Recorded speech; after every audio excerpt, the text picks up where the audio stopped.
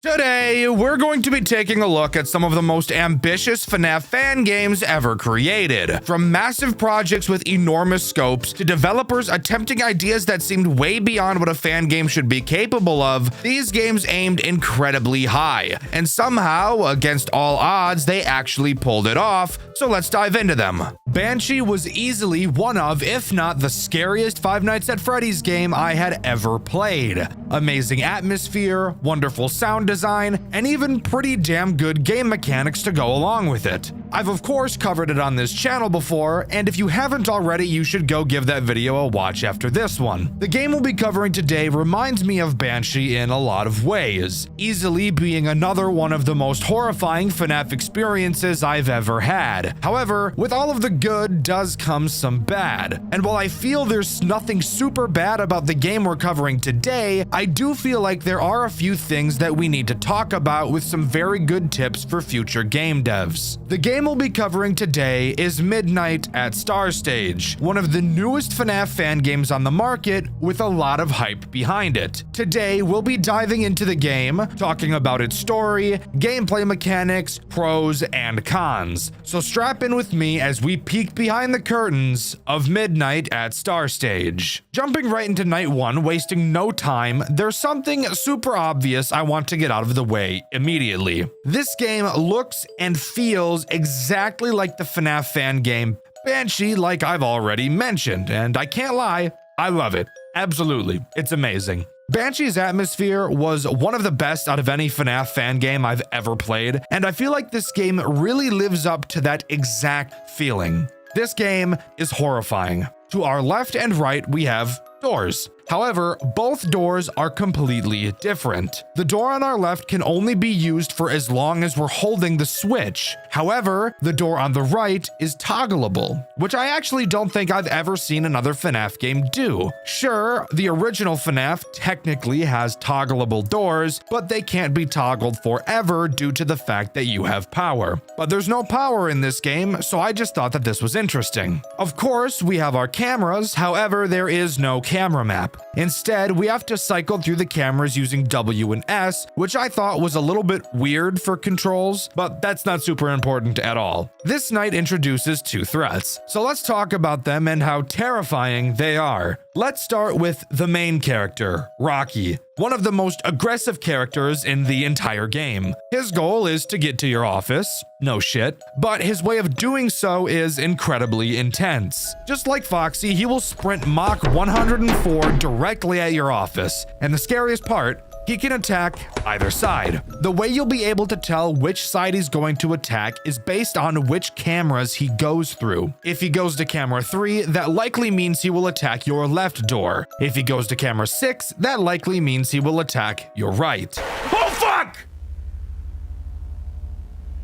Now, when he gets to your door, all you have to do is close it. However, like I said, he is incredibly fast. And when he runs to your door, well, yes, he does make a noticeable sound cue. Just take a look at this clip and see how fast he really is. I don't know, dude, there's no fucking sound cue.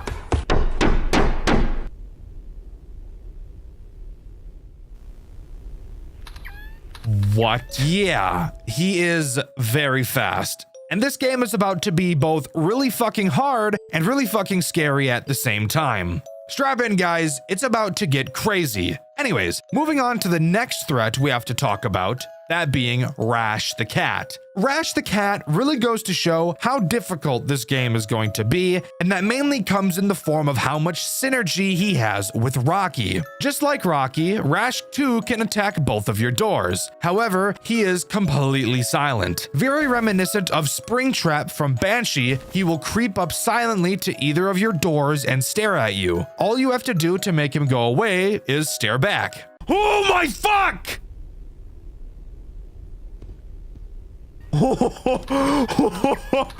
It's a costume! Why is it moving? We're about to be in for an absolutely wild ride, guys. These characters are terrifying, some of the scariest I've ever seen, right up there alongside Banshee. I think it's pretty clear this game drew a lot of inspiration from Banshee, and I think that's great. They nailed the atmosphere, they nailed the character designs, and they even nailed the pressure that Banshee brought, and we're only in night one. The synergy Rash has with Rocky is mainly with your right door. Since it's toggleable, the thing you'd want to do is keep it closed since the reaction time you need for Rocky is scary fast. However, since Rash is so quiet and makes no sound cues, it leads to you needing to keep that door open so you can constantly check for him. It's a small detail, but definitely one worth talking about. This game doesn't have a task-based completion system like Banshee, instead having the usual time-based one, which I want to be clear I don't think is an issue. Sure, I love it when games try something new, but there's nothing wrong with sticking to the usual. I'm super excited to see what the rest of this game has to offer, so without further ado, let's move on to night 2. Psych! I lied. First, we have to talk about Night 1's post-night minigame, and why I don't give a fuck about it. In it, we have to collect a bunch of bullshit scattered around the building. Boring! I'd rather jump into a glitching wall and get teleported next to a ninja by a campfire. Thank you very much. After teleporting, we touch the fire, and the minigame abruptly ends. Now we can move on to Night 2. Guys. Night 2 really goes to show how this game is eventually going to have to be played out, as it adds one of the most annoying threats in this entire game.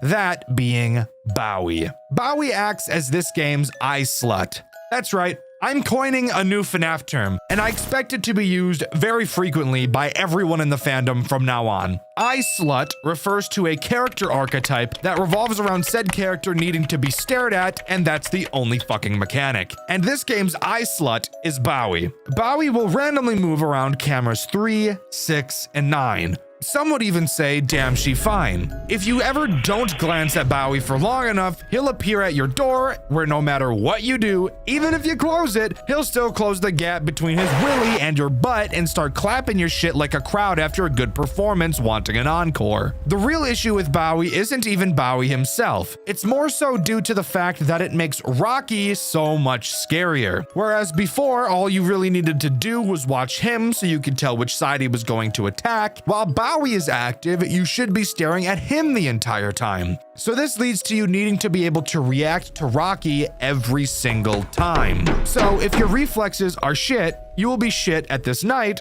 and the entire game as a whole. But overall, this night isn't too bad. Now we can move on to the post-night 2 minigame, which is much the same as the first. This time around, we actually play as a different night guard, which is interesting. And this time we're tasked with taking some animatronics to the stage. Boring! I'd rather jump into a glitching wall and get teleported next to a ninja by a campfire. Thank you very much. After teleporting, we touch the fire and the minigame abruptly ends. And now we can move on to night 3. Actually, I lied a bit. I just thought it'd be kind of funny to repeat the ending of the last section since you do the same thing. What I want to talk about is that for some reason during this minigame, the monkey we first see is in the 2D style like everything else. But if you do some exploring, you'll find the other characters, except they'll be in the normal 3D rendered states, which is honestly just super uncanny and creepy. It's cool, it's random, it's unimportant, but I wanted to mention it. Are you guys ready for night 3? I really don't think you are. Like, really ask yourself the question, am I ready to learn about the third night of this game? Dexter's asking me to think about it, so that clearly means I'm about to learn about the most soul-degrading thing of all time. Did you ask yourself the question? Great, let's move on to night 3. Night 3 introduces a certain type of mechanic, a very common mechanic in FNAF games. Almost every single FNAF game has at least one of these, actually. And fun fact, this very mechanic was what spawned the most recent Dxtr White song, Nintendo No. Go listen to it. It's on all streaming services, by the way. Is that enough of a hint as to what type of mechanic is slid into my butthole on this night? Well, if it's not, let me help you a bit. This night introduces a fucking monkey. I don't even want to do it the due diligence of saying its stupid fucking name. It's a piece of shit. In fact, it's the same monkey we put on stage in the last minigame. Monkey Dick has his own stage, and thankfully, he's nothing like Bowie, who requires me to stare at him all night. However, he does something arguably worse. Occasionally, at random, throughout the night, he will slam his cymbals together. And now, I want you to take a solid guess as to what it is we have to do after hearing these cymbals. Really think about it. What could this so far amazing game do to just really shoot itself in the foot like a soldier trying to get an honorable discharge? I think I've given you enough time to think about it. After Monkey Fuck smashes his symbols together, he will teleport to a random fucking camera. God damn it, fuck me right in my rear. This night also introduces the ability to flash your cameras. So all you have to do is find the rape ass monkey and flash him to make him go back to his stage. I quite literally have no idea what makes these games unable to come up with something unique. Don't get me wrong, I think this game is fucking amazing, and this find them on the camera mechanic is nowhere near as terribly integrated as some of the other FNAF games I've played, but please, guys, stop doing this. My poor little heart just can't take it anymore. But aside from that, that's all this night adds. Now we can move on to the post-night minigame. In it, we're driving a car right after a beer. We can choose to hit some deer on the road, but the game would really prefer we didn't. Fuck the actual point of the minigame. We all know that there will be a glitch somewhere. And sure enough, at a certain distance, you will see a glitch. Spam down and you'll be teleported to the fire with the ninja. Touch the fire and the minigame comes to a close. I have no idea what this fire could be symbolizing. And yes, by the way, I know that this is most likely not a ninja, but I'm noticing while writing this that in my playthrough, which you can see over on my second channel, Dxtr Black, I actually never found the glitch in the first minigame. So now I'm dreading having to replay the whole game later. But that's future me's problem. And I don't give two fucks about future me. For now, let's move on to night 4. Damn. We're already on to night 4, huh? Shit, we're just busting through this game all willy-nilly style. Well, there's a new threat introduced on this night, and it's honestly, like, not even a problem at all. Something I'm noticing about this game is that while, yes, it's very scary, and that's awesome, the game is also, like, piss easy, which, don't get me wrong, I don't want it to be the hardest thing on earth, but it's like, you know, a little bit too easy. Anyways, moving on to the threat this night introduces. Floppy. Yes, I'm serious. Get it out of your system. I know it's a completely ridiculous name, but that's his name, and we love him just the way he is. And the way he is basically just a fucking statue. Floppy sits directly outside of your right door, and his mechanic is cool at a glance. Floppy is a weeping angel and will only move when your door is closed and you can't see him. So he directly synergizes with both Rocky and Rash. However, if you've seen my playthrough over on my second channel, Dxtr Black, then you'd know that the need to have this door closed at all times isn't really present, as you need the door open at all times to see if Rash is there. So keeping it closed at all times is actually just a pretty bad idea. And it's not even like Floppy moves at an insanely fast rate, because he really doesn't. So for most of the game, it'll be like he's just a fucking decoration. It looks scary and that's cool, but generally speaking, he doesn't really add anything to the gameplay loop, which I do think is very disappointing. I've thought for a bit on how you can make him more interesting without changing his mechanic at all, and I think I have 2 decent ideas. The first being the one I would personally go with. Really make him a weeping angel and force you to look at him, not just have the door open. This would make him much more threatening, albeit the most annoying thing on earth. The only other way you could make Floppy more threatening is somehow designing a way to make closing his door more needed. Because quite literally, the only time you ever need to close the door is the 2 seconds it takes to make Rocky go away. And that's even if he attacks that side in the first place, which of course isn't always guaranteed. But realistically, the best way to solve this problem is to not even have the problem in the first place and just make Floppy do something else. There's plenty of mechanic ideas that devs could take from the other brilliant fan games that exist. Here's a quick tip for FNAF devs. If a character you add doesn't feel like a new threat you have to actively think about, either don't add that character or find a new mechanic for them. Anyways, after completing the night, we of course get a post-night minigame. In it, we play as a sad fat kid. I actually can't confirm if this kid is sad, but I know that if I was fat, I would probably be sad, so I'm just assuming this kid is the same way. In this minigame, all we have to do is walk from one side of town to the other while avoiding cars on the road that are, for some reason, not stopping for the literal roadblock of a child directly in front of them. At 2 points during this minigame, you can see what appear to be a pair of eyes watching us, but I have no idea what this is actually supposed to mean, and I also don't know what the story of this game could be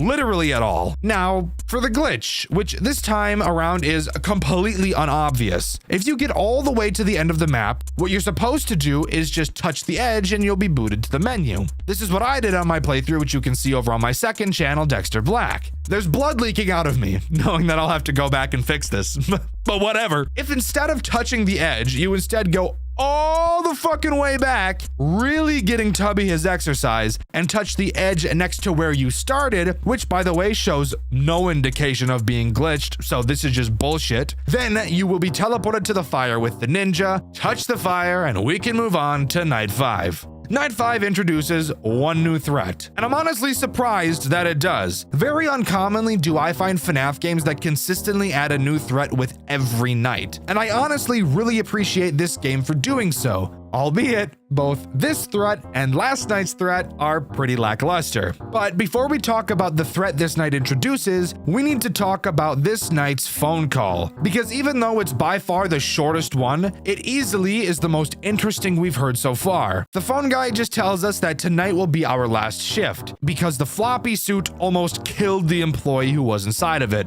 So that's just based in Riz, I can't even lie. Anyways, on to talking about the threat that this night introduces. That being the fucking mouse that the game didn't tell me the name of, so that's just awesome. Mickey Mouse fuck-ass boy adds a mechanic that honestly might as well not even exist. I struggle to figure out whether I think the mouse's mechanic or Floppy's mechanic is more worthless to the gameplay loop. Dicky Mouse will randomly appear on whichever camera you're looking at. When he does, you won't be able to switch between cameras. To make him go away, all you have to do is flash the camera.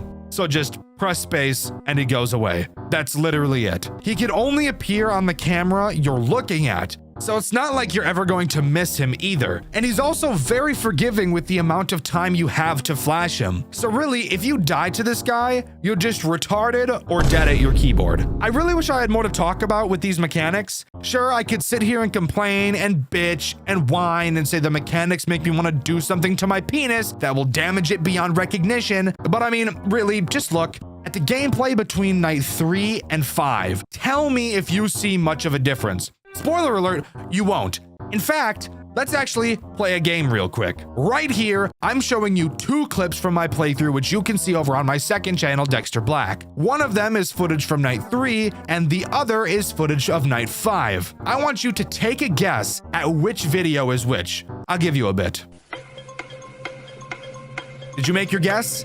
Well, fuck you, because both of these clips are Night 5. That's how similar they are. So while yes, it's cool that this game is adding more animatronics, I just really wish they'd do something that mattered to the gameplay loop, but they just don't. Anyways, after completing Night 5, we don't get a minigame in the same way we usually do. Instead, we get a cutscene. A child is talking to his father. At some point, the child leaves and the father spots one of the mascots and goes to talk to it. Upon interacting with the fucking mouse, we get jump scared and he asks the dad if he needs anything, and the dad says no. So like, why the fuck did you even go up and talk to him in the first place? Either way, with that, Night 5 comes to an end. Night 6 is not what I expected at all. Discover it for yourself.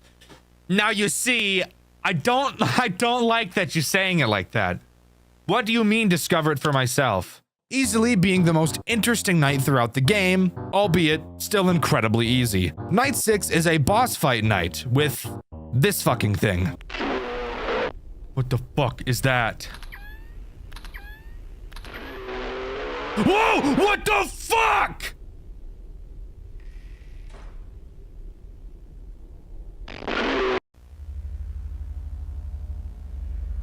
The fuck was that?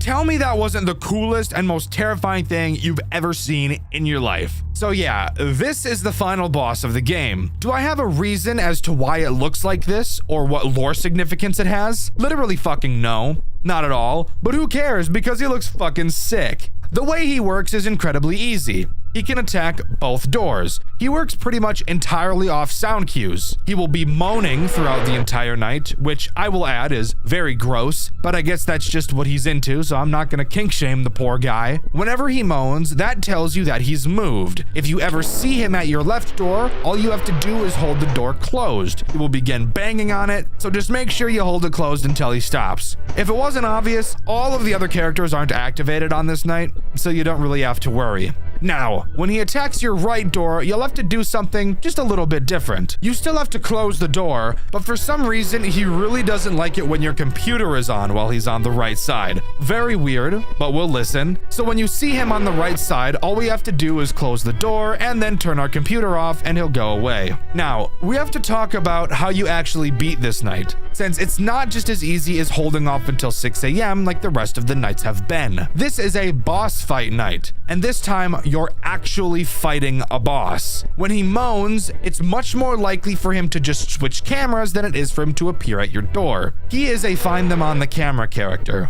However, he's the only character in the night, so it's not a big deal. You will have to constantly track him on the cameras and spam your camera flash on him to deal damage. Flashing makes your system crash, so get ready to deal with rebooting your cameras constantly. Deal enough damage on the cameras and this final night will come to a close. However, depending on if you were able to collect all of the fires next to the ninjas in the minigame will determine which ending you get after completing this night. After winning, the creature will force his way into your office like Graveyard Shift at Freddy's and kill you, wherein you get the bad ending. But who cares about the bad ending? The interesting ending comes in the form of collecting all of the fires from the minigames. Now, I'm not kidding about this.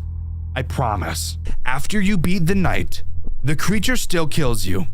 However, the fire slowly rises from the bottom of the screen, and you're spit into a fucking Undertale boss fight with the creature. What the fuck am I playing right now? I'm dead serious. This is not edited. This actually happens in the game. You have to dodge a plethora of attacks, and every once in a while, you'll get the chance to attack. Attack 4 times and it'll fucking die, rewarding us with the good ending, which, by the way, is no different from the bad ending. There's no extra story revealed or a cutscene. It's just a boss fight and then an end screen. There's only one other thing I wanted to talk about, and that's a weird minigame you can find hidden in the extras menu. In it, you play as this weird white statue thing. The only thing you can do is find a newspaper clipping on the floor talking about some missing children. That's literally it. I have no idea why this is here. I have no idea what missing children had to do with this game. I failed to pick up on pretty much any lore this game has thrown out, if there was any at all. But for all of you little theorists, have fun with that information. But with that, that's all Midnight at Star Stage has to offer. Overall, I think this game was terrifying. However, I feel like this game was heavily inspired by Banshee. And it was. It almost feels like the dev wanted to make Banshee, but didn't actually fully think about the mechanics of how the game would work. Don't get me wrong, this game looks amazing and it plays well, but the synergies with characters really just aren't there. And I have no idea what the fuck the Undertale boss fight was about, but it was pretty cool. But let me know what you think. Do you agree with me, or do you think Midnight at Star Stage is actually just like Banshee and is almost more perfect in some ways? Let me know in the comments below. In my 5 Nights at Marcus video, I asked you guys what you think is the worst FNAF series ever made. And my favorite answer was everybody who said Jolly, because I think it's pretty obvious that I heavily agree with that statement. I've been covering FNAF games for quite a while, and every time I find a super unique game, I think to myself, there's no way any other FNAF game is going to be able to top that in creativity. But then, like clockwork, I find another one, and the game we'll be talking about today is no different. The game we'll be looking at today is called FNAF Showtime, a game made with Godot and is completely 3D, with hands down the most unique mechanic I've ever seen in a FNAF game before, and I can guarantee you've never seen anything like it either. So strap in as we dive into the exceptionally difficult world of FNAF Showtime. Jumping right into night 1, there's plenty to talk about. To start, we don't actually just get booted directly into the office. Instead, we start at the entrance and can actually freely roam around the building to get a feel for our surroundings, which I always think is really nice. The layout of the building is incredibly different from any other FNAF game I've ever played, with the office being directly in the center of the building. This game consists of 9 cameras, and I mention that number for a very specific reason I'll mention later. Walking around the building, we stumble into the main dining room and can get a glance at single-handedly the most uncomfortable animatronics I legitimately think I've ever seen. These things are rancid and disgusting. They got the British treatment with their teeth, too. That's nasty. What the fuck? Oh my. Look at that pot belly, bro. Dude, that cheek is nasty. That cheek is actually so gross. I don't like it at all. I don't think any kid would want to come to a restaurant with the characters looking like this. Anyways, moving to our office, we can talk about the tools we have at our disposal. And strap in, because this might just be the most creative and horrifying FNAF game we've ever covered. In showtime, you're stuck in the cameras once you start the night. You can never drop them, which means you can never close your doors. Not that that's an issue anyways, as both of the entrances to your office don't even have doors. This is where those 9 cameras I mentioned become super important. Your cameras are controlled by your keyboard, not your mouse, using the keys Q, W, E, A, S, D, Z, X, and C. If you take a look at the cameras, you'll be able to see which letter correlates to each camera. This is a system that took me very, very long to get used to, but it's actually super cool. Now, when it comes to looking around the cameras, Showtime isn't like most FNAF games. The cameras don't pan back and forth by themselves. Instead, you're in charge of manually controlling the cameras using your mouse, and you have full control of the cameras, being able to point them in literally any direction you want, which I think is really cool. You'll even notice that there's a camera in your office and you can actually see yourself at your desk.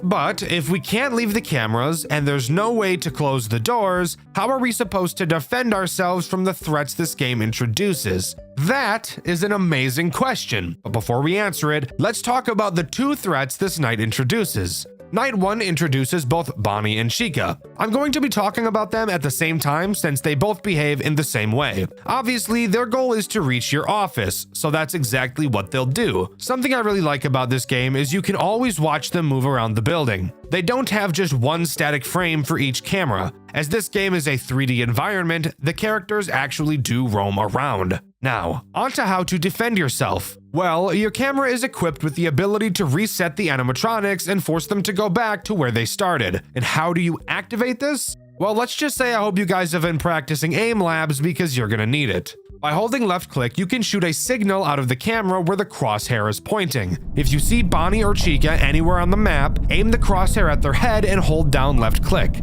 Do this for long enough and a little jingle will play and their eyes will glow yellow, signaling that they will return to their starting location. Is that not like the coolest shit you've ever seen? I've never seen anything like that in a FNAF game before. I love it when fan devs try something new, and I think this one really nailed it, because this makes this game incredibly stressful. And that's for one main reason. You'll notice that there are a bunch of employee-only doors all around the building, and that's for a good reason. If the characters could only come from one area, it'd be way too easy to just camp their spawn points. So, when a character goes into attack mode, they will appear from literally any of the employee doors around the entire map. They can start in the main dining room, they can start in the entrance, the 2 party rooms, Pirates Cove, the arcade. It doesn't matter. They can come from anywhere, needing you to constantly be monitoring everything and listening for footsteps to see where the characters are going to come from. It is hard to put into words just how cool and creative this mechanic is. Nope. Get the fuck back in there, dude. I want nothing to do with you. This is gonna be fun. This one's gonna be fun, dude. Holy shit. These characters move around a lot, so you will have to be tracking their heads constantly, which I personally think is really fun. And I think it's absolutely terrifying when you hear a character's footsteps, but you can't quite tell which room they're coming from. That mad dash looking around the cameras to try and find them in time really adds to the tension this game builds. Dude, where? Where are they going? I cannot keep track of these guys for shit, dude. And it's only going to get crazier and more difficult as we continue. So let's move on to night 2. Night 2 only adds one new threat to the game, and that threat is Foxy.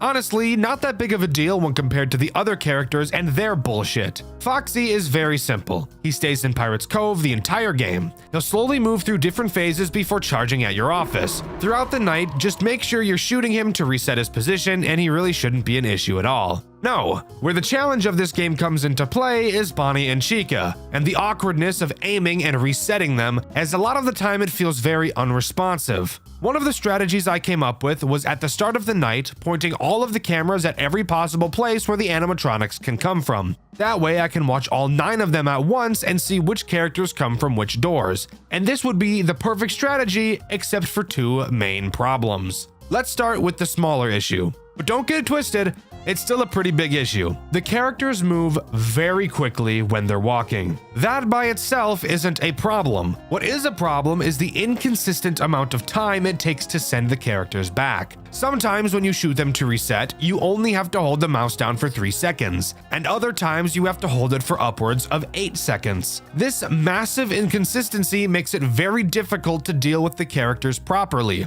But now onto the much bigger issue, which I admit is partially a skill issue on my end, but it also shows one of the game's flaws. An animatronic can be in a room. No shit. However, if you're looking at a character in a room from a camera that is not in the same room, you will not be able to reset them, even if you can clearly see them and have your crosshair directly on them. I think this is a problem. As mentioned earlier, it can take several seconds to send these characters back. And they're very fast, so they will be switching cameras frequently. And you'll have to match what cameras they're going to constantly, since you can't reset them from the room that the camera isn't in, even if you see them. The part where this is a skill issue is, I haven't been able to learn the map perfectly, to know off the top of my head how all of the rooms are attached. When you control the direction of each camera, and there's 9 of them, it will very, very quickly become incredibly disorienting to even figure out which area of the building you're in, let alone track 2 characters that are constantly walking around all the time. Again, this specific part is a skill issue for sure, but I do think my previous point is an actual problem. Hey, got my fucking aimbot on, bro. What the fuck? This is cheating. Bonnie's cheating. The fuck, where is he? Oh shit. Dude. Where the fuck is he? What the fuck? Dude, where the fuck was he? I could not find his ass. The fuck he go to, bitch? But with that out of the way, let's move on to night 3. Night 3 is actually a doozy, guys, I can't lie. While no new threat is introduced, an entire new mechanic is implemented that makes this game extraordinarily harder than you could ever imagine. What is that mechanic, you ask? Well, let me tell you, pretty much Satan.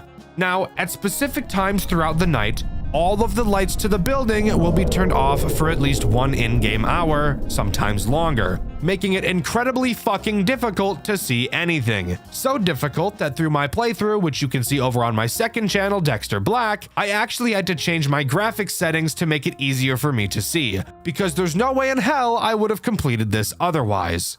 However, there is something I want to praise this game for when it comes to introducing this mechanic, as thankfully it didn't just drop it directly on your forehead like I do with babies. Instead, it makes the early half of the night incredibly easy. While the phone guy is talking to you and the lights are on, only Foxy and Chica will be active, making it very easy for the first 2 in-game hours. Once 2 a.m. strikes, the power goes out for the first time, and it will come back on at 3 a.m. During this time, still only Foxy and Chica are active, and Chica will really only attack 1, maybe 2 times at most. Only after the lights come back on at 3 a.m. will Bonnie become active and start attacking. Once again at 4 a.m. the power will turn back off, wherein it will never turn back on for the remaining 2 hours of the night. So you get time to get a feel for the lights being off by only having to deal with Chica, who moves far slower than Bonnie does, and then they ease you into dealing with both of them at the same time. I think this is such a good way of introducing such a debilitating mechanic. It doesn't feel like this game is just prying open my asshole and filling it with its saliva. It's properly teaching the mechanic without directly making you feel like it's teaching you. This is a perfect execution of a mechanic like this, and as much as I hate the lights going out,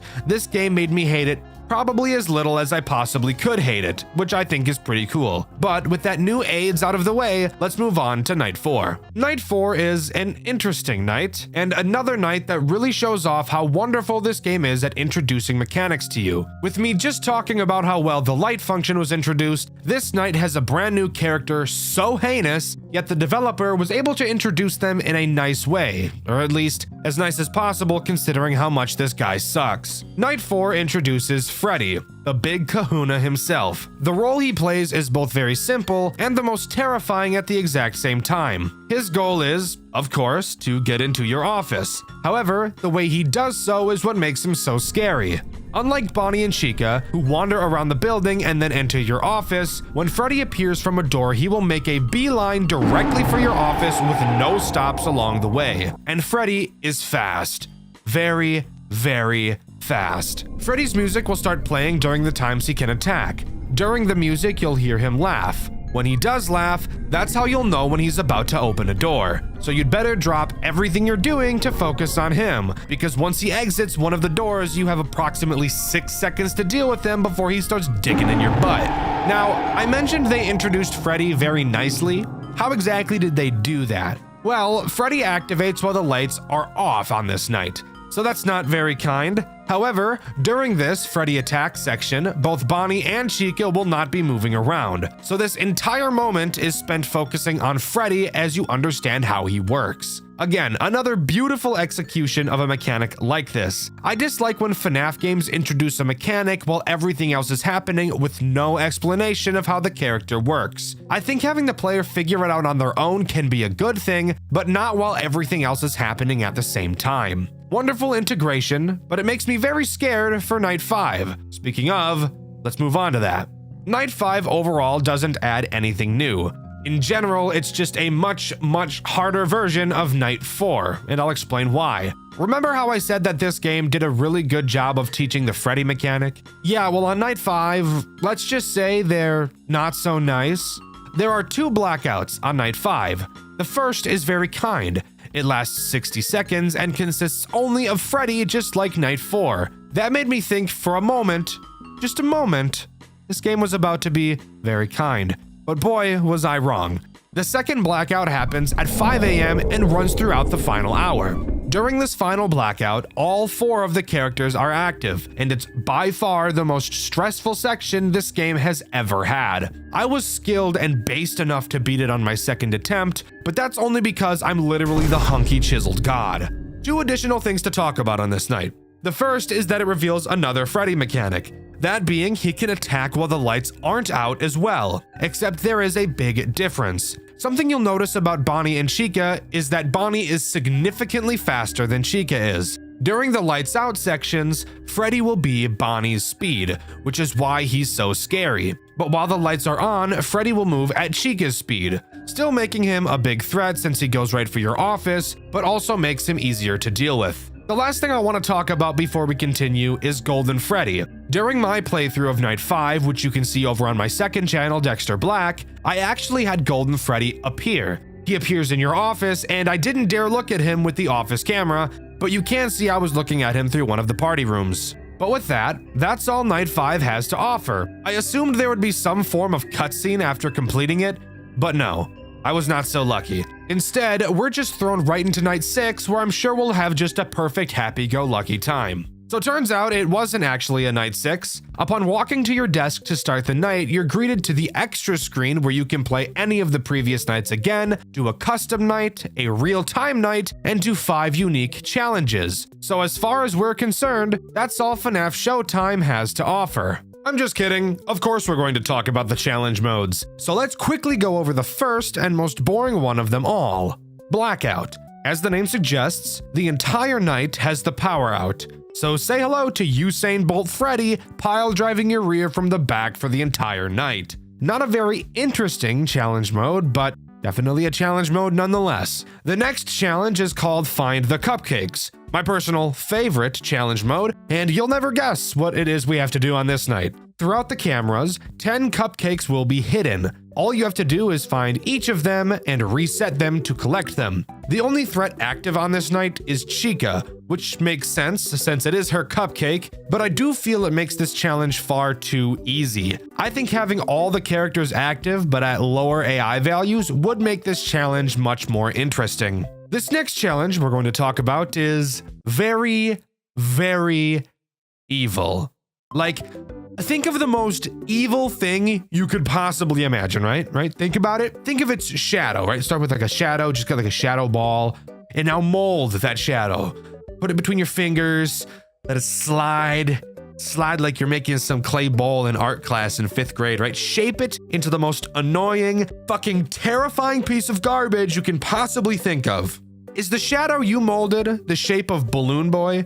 Because if it is, you guessed this challenge night perfectly. This challenge is called Camera Problems, and I bet you can take a perfect guess as to what that means. During this night, while all characters are active, Balloon Boy will occasionally, and very frequently I might add, cause one of the cameras to break. When he breaks a camera, he himself will be present in the room of that camera and you'll have to reset him. But how do you do that if you can't access the camera?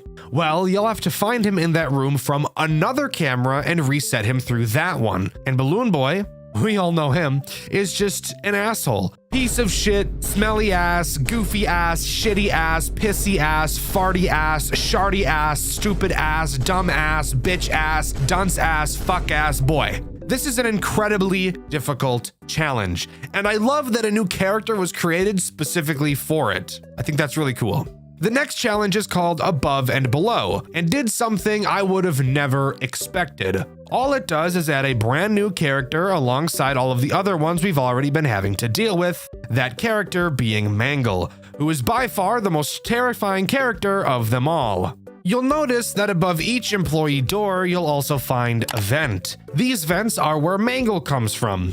And the challenge for Mangle comes from both her being on the ceiling and by being the fastest character in the entire game, even outspeeding Bonnie and Freddy. That's all this challenge is, but holy shit, Mangle is so fucking fast and it makes this challenge one of the hardest. But I still don't think it's quite harder than Balloon Boy's.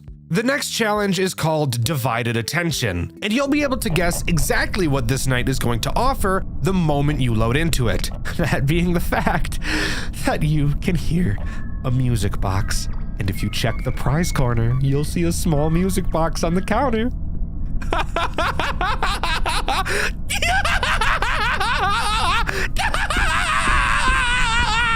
That's right! This challenge just adds another fucking Foxy to constantly look after. Isn't that just fucking amazing? Yeah, needless to say, I'd like to move on as fast as possible. But with that, that's all of the challenges that FNAF Showtime has to offer.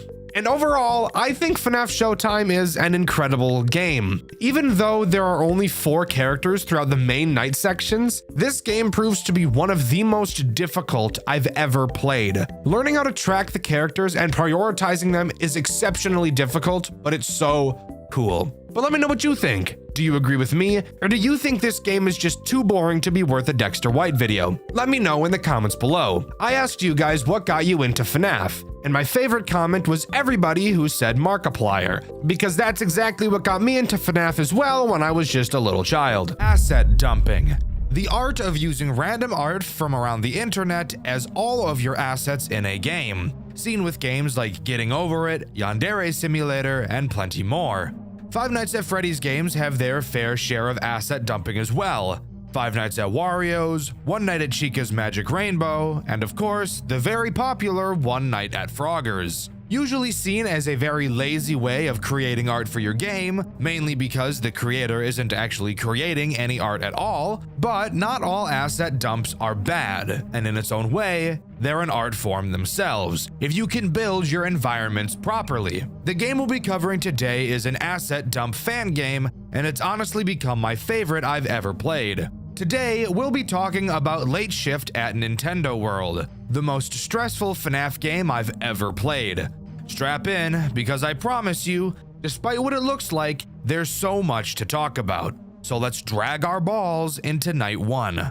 Night 1, where it all begins, and where you might already become overwhelmed by the amount of possible things this game is about to throw at you. To start, I love the visual style of this game. While yes, it is just the typical asset dump, there are so many references stuffed into this game, it's amazing. And on top of that, the space in each room and camera is filled up so nicely. It's cluttered, but not so much so to the point that my eyes melt out of my skull. Anyways, before we start talking about the whopping 3 threats this night introduces, let's talk about the tools at our disposal and the locations we can travel to. Locations? What does that mean, Dxtr? Well, a location is a place you can go, you fucking moron. The first location is obviously your office. You'll see you have a large hallway in front of you, and of course, your cameras. Your cameras are pretty basic, except for the fact that they're dark as fuck. So we've been equipped with a camera flashlight. The way this flashlight works really makes me want to smother an owl. Every time you use it, only certain cameras will be lit up, since some cameras are outside where the flashlight doesn't reach. The camera light will only stay on for so long before shutting off, and making you wait for a cooldown to be able to turn it on again. Thankfully, the cameras aren't completely pitch black, so my balls get to stay attached to my body for another day. Now, let's talk about the second area you can go to, the outside fence area. Turning around, you'll find a large electric fence. You can tell it's an electric fence because it tells you so, which is very kind. You can hold down a button to charge up the electric fence, and when it charges, the fence will be shocked. Pretty sure that's not how an electric fence works, but to each their own, I suppose. And finally, the last place you can travel is the back shed. The only thing you can do here is hold the door to lock it. While that may seem a bit eerie and intimidating, you'd be right. It really is. But worry not, I'll cover why this place is so important in a little bit. With all of that out of the way, we can talk about the 3 threats this night introduces. Let's start with the main attraction himself, Mario. Mario is disgusting. Literally, look at this model. What the fuck is this thing? Ew. Dude, that thing is fucking nasty. Anyways, now that we're done pointing and laughing at him, what does he do? Mario will work his way to your office through 3 cameras. On each of these cameras, above your light button, you'll notice a music button also appears. If you ever see Mario on one of these cameras, simply press the music button and he will be pushed back 1 camera. Note that he won't be pushed all the way back to his starting camera. So if he travels through multiple cameras, you'll have to follow the cameras pushing him back 1 by 1. Very simple character. As long as you're constantly watching him, which you probably will be, he really shouldn't be an issue. The second threat this night introduces is Mario's taller, skinnier, and much more fuckable brother, Luigi. I'd let his mustache tickle my taint. What? Anyways, Luigi makes use of that spooky little back shed we were talking about earlier. Luigi will appear on camera 9, which connects directly to the hallway in front of your office. You will need to constantly watch camera 9 for when Luigi appears, and once he disappears from camera 9, then you will know he's in your hallway. Something else you'll notice is that you'll never actually see Luigi in your hallway, and there's no camera for the hallway either, and he won't actually appear in the office as well. So you really need to be paying attention.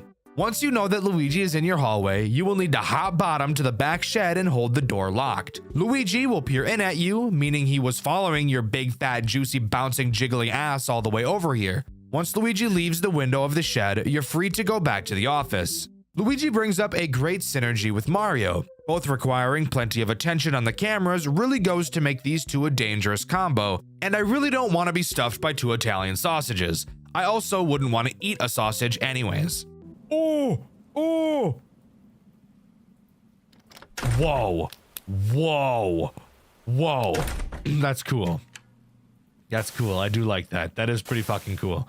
I do like that. This game's gonna get fucking hard, isn't it, dude? The final threat this night introduces is Pikachu for some fucking reason, but whatever. Pikachu makes use of the big electric fence behind you. Occasionally, Pikachu will be visible behind it, and this is when you'll notice that apparently Pikachu came from fucking Jurassic Park because this fat motherfucker is the size of Jupiter. Of course, once you see Pikachu trying to get a peek at your pecker, see what I did there? All you have to do is charge up the electric fence and give him a taste of his own medicine by shocking him like he does to Ash, and he finally will leave you alone again. I can handle a lot, but I personally think an 18-foot tall Pikachu meat between my buns would be a little too much for me. But if you can manage to learn how all these characters work together, you'll move on to Night 2. Night 2 introduces a plethora of new threats, signaling to me that this may be one of the most challenging FNAF games I will ever play. It's only Night 2, and 2 new threats are added, bringing the total number of threats on Night 2 all the way up to 5. So let's talk about them. The first threat introduced on Night 2 is Kirby. I love Kirby. Kirby would never hurt me. That's a lie. This Kirby certainly would. On both your boiler room camera and back room camera, you will see 2 heat symbols have appeared. Kirby will attempt to get into your office via either of these 2 vents. So hooray! We have 2 more mandatory cameras that require our attention. The way you deal with Kirby is simple. Same as Luigi. When he enters the camera, all is good. But the moment he disappears from the camera means he's about to start rolling through your vent and into your office. When he disappears, hit the heat button to scare Kirby out of the vents. The heat only lasts 1 second, however, so you really need to make sure you time it properly. However, now is the time I get to tell you about the worst and most frustrating character we've seen so far, Meta Knight. That's right, we get 2 Kirby characters introduced at once, and just like Meta Knight in Smash Bros, he is an annoying pain in the dick. Meta Knight acts as a Foxy-like character in this game. He will appear in camera 2, which is the entrance. He will make his way through a few stages, and once he disappears from camera 2, he will charge at your office, and you'll be able to hear his footsteps quickly approaching. What you'll have to do is, as fast as you fucking can, run to the back shed and lock the door. Come in real close for me, just for a second. I'm gonna whisper this in your ear, so make sure you turn your volume up so you can hear me. You got it? Yeah? Volume all the way up? Okay, great. Don't let anyone know I told you this, okay? Meta Knight is so goddamn cock-sucking fast! You barely have any time to react once you hear his footsteps coming. You quite literally have just enough time to get to the back shed and close the door. This motherfucker is brutal. But Dxtr, you're supposed to watch him in camera 2, and once he leaves, then you go to the shed. Sounds pretty easy to me. Shut the fuck up! While yes, it's true that once he leaves camera 2, he will charge at you, watching him really doesn't even fucking matter. Because the moment he leaves 2, the sound cue of him running starts playing. So you might as well just wait for the fucking sound cue, since watching him will only waste the precious time you need to focus on the other characters that actually do give you the time of day to deal with them. And if that wasn't bad enough, Meta Knight is in the entrance, an outdoor camera, which means not only is it dark as fuck, but your fucking camera light doesn't work on that camera anyways! So you have to rely on the fucking lightning to be able to see jack dick from that camera. But the lightning is not consistent at all. It's completely random, and it only lights up outside cameras for, oh, I don't know, maybe less than a fucking second. So if you want to check the entrance, you either have to just fucking sit there and wait for the lightning to show up, which could take several seconds that you need to be using to check on the other characters, or you could wait to hear the lightning and try to quickly flip to camera 2 to check on this annoying fucker. Both options suck dick, so I guess pick your fucking poison. But if you can tighten your sphincter and listen closely and have reflexes like a god for long enough, Meta Knight will fold, you will complete Night 2, and we can begrudgingly move on to Night 3, where I can only hope to God that 3 more characters aren't introduced. Night 3, here we are. Let me tell you guys, this night does nothing to help with my crippling mental state. Because let me tell you, this night is hard. Like, really fucking hard. Let's talk about the threats introduced and why this night is so ass. This night only introduces 2 threats. However, one of them is easily the most infuriating character in this entire game. So let's talk about the one that doesn't make me want to stick my willy in a pencil sharpener first. Link. Link appears in the courtyard where we deal with Pikachu. You'll notice on this night that as you go to the courtyard, you'll now be equipped with a metal pipe. This pipe is used as a form of defense against Link. When Link appears in the courtyard, he will giggle really fucking loud to let you know he's there. You will have to hit him 3 times in order for him to go away. Every time you hit him, he will teleport to a different spot on the screen. However, you can only hit him when the Majora's Mask's eyes are red. If they're blue, you'll have to stare at him until they turn red before you can start hitting him. This brings up even more evil synergies with fuck-ass Meta Knight, since you won't be able to pass him until you kill him. Bro, he won't die. What? He wouldn't die. The Majora's Mask guy wouldn't die. And Meta Knight was coming. What was I supposed to do? Now, let's talk about one of the worst and most stressful characters known to mankind, Ness. On night 3, you'll notice in the shed that we now have a new addition of a fuse box. However, you'll notice that this fuse box only has 1 fuse, but there are 3 places for a fuse to go. You can freely move this fuse from one slot to another, but what does this fuse actually control? Well, on 3 cameras on the map that connect to the hallway in front of your office, there is a fire alarm in each of them.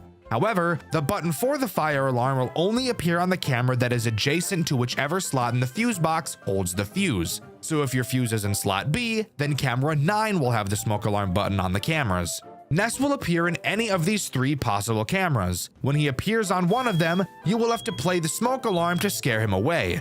Yes, this means that if your fuse is in slot B and you see Ness on camera 11, you will have to quickly run all the way to the back shed and switch the fuse to slot C, then run all the way back and hope you were fast enough to play the smoke alarm in time. And you want to hear the best part? Ness blends in with the background while the lights are off better than any other character in this entire fucking game. So have fun being able to find him. He also really likes to hide on the side of the cameras, so you'll have to spend even more time slowly panning the 3 cameras he can be in back and forth to really be able to tell if he's in one of them. Easily the character I died to the most, which you can see over on my second channel, Dxtr Black. I think I'm willing to say I hate Ness more than Meta Knight, honestly, but it's really, really close. Fuck Ness, he's a bitch. Night 4. Holy shit. I did not think they could make it any worse. And that's exactly what they did. Night 4 adds 3 new characters. Yes, I'm serious. They added 3 more fucking characters to this game, bringing the total up to like fucking, I don't know, 12? I'm not keeping track anymore. This is just insane. Before we start talking about the threats, Juniper, the phone girl, told us that there's an investigation going on. She doesn't tell us what it's about though, just says that the park might close soon for a while. She also does mention that some of the characters are starting to attack patrons during the day, so that bodes great for what they're going to do to us tonight. Speaking of, who are they? Well, let's talk about the smallest problem this night introduces, Fox Puppet. But it's really just fucking Star Fox. Star Fox has a chance to appear in the courtyard behind the fence. However, he is not a fan of being shocked by it, so if you electrocute him, he's gonna dive into your butt. Get it? Because foxes do that thing where they jump really high and dive, but he's diving into your... You get it, fuck me. When he's at your fence, all you have to do is spam your flashlight at him and he'll go away. Really not a big deal at all, and honestly, the amount of time you have to flash him is pretty forgiving. And you can even go to the back shed while he's standing there if you really want to, so in all honesty, he's not that bad. However, the next fuckhead we'll have to talk about is a pain in the dick, Captain Olimar. I'm pretty sure is who this is, at least. He will appear in the hallway in your office with 2 sets of eyes. I mention his eyes because they're very important to his attack. On night 4, a thermostat will become present in your back shed, and he directly correlates with this thermostat. When you hear him enter your office, which is signaled by some footsteps, you will have to look at his eyes. If both sets of eyes are red, you will have to run to the back shed and set the thermostat to hot. If they're both blue, set it to cold, and if one set is blue and the other set are red, then set the thermostat to mixed. After a few seconds, Olimar should go away. I don't think I need to explain why this is so horseshit to deal with, especially considering the amount of characters that require so much attention, so I'm not even gonna bring it up. Just know that I'm on the verge of peeling my foreskin like a banana. The final threat this night introduces, which yes, in case you forgot, there is still another threat to throw on top of all this bullshit, is Samus. Samus will enter your office through your hallway on either side. The cameras in which she will try to enter from will now be equipped with a lock button. They're not toggleable and must be held to hold the gutters shut. When you see Samus in either of these cameras, simply hold the lock button shut for a few seconds and she'll run away. Ironically enough, even with all of these threats active, Ness is still the character that has caused me the most suffering throughout this game. He is easily the most frustrating threat of all time. I've also died to Luigi a decent handful of times at this point, just because of how easy it is to forget about him. There is surely no way this game can get any harder. Right? It got harder, so let's talk about it. The phone call from Juniper on this night has her talking about how I shouldn't come to work tomorrow and that I'm stupid for clocking in today. That we agree on. I'm not really sure why I'm here. Apparently things are getting super dangerous, so that's awesome. There's a new threat on this night who doesn't like bright lights. So Juniper said she's changed out our camera lights. Great. Hopefully they're better now. They're worse. Oh, so very worse than they were before. Now, instead of having the brightness on the cameras for a few seconds and having a long recharge time, we now have less than a second flash of light and we get a faster recharge time. This is worse in every single conceivable way possible. Dude, this new flashlight thing, fuck this. Oh my god. What is this guy gonna look like, dude? Fuck me. I personally think that a great deal of this game's difficulty comes from it being difficult to see and track the characters. I'm not saying that's a bad thing, by the way. I know the retards over on Reddit like to misconstrue every single point I've ever made. No, I think it's cool that finding the characters is a challenge. However, now only having this small flash of light makes it so fucking much more AIDS-ridden to be able to do so.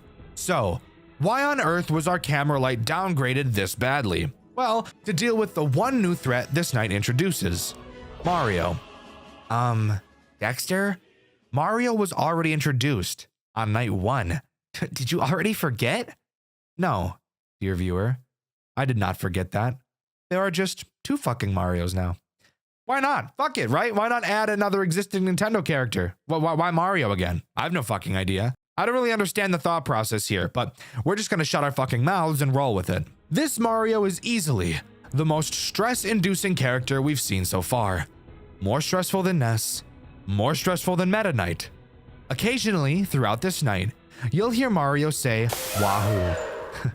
And that just means bad news for you. Do you want to take a solid guess as to what you have to do when you hear this sound cue? Go on, go ahead. Guess for me. I've not really complained about any of the mechanics introduced so far, as I feel each of them are pretty unique and offer something of substance to the gameplay loop. So come on, tell me what you think this game is about to do to me. Come here, come here, come here, come here, guess, you piece of shit, guess what this game did to me. You have to go find Mario on one of the cameras at random and flash him with your light. I'll find them on the camera mechanic again. How many videos in a row have we had this on this channel? I don't think there's ever been a video where this dog shit cock-sucking mechanic wasn't present. And that's not all. No.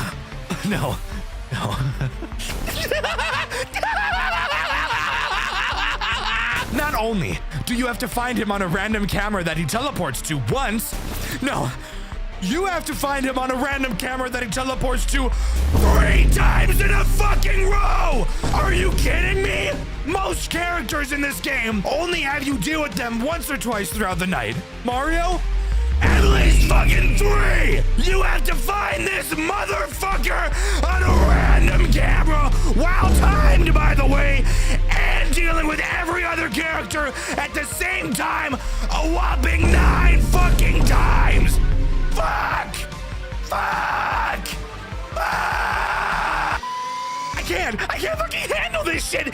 This is too much for my brain to handle. Over 10 fucking characters to deal with at the same goddamn time. And all of a sudden I'm in with this bullshit. This game is shoving carrots in my ass like some Bugs Bunny shit. What the fuck is wrong with you? Give me another character that forces me to go to this shit. I don't give a fuck. Not another. Find them on the fucking camera character. You've got to be fucking me in my rear. Go find my dick. Go find my ass. Go find my balls. Go find my taint. Go find my tits. Chop my penis into 10 fucking pieces and throw each piece onto a camera and go fucking find them all. Fuck you!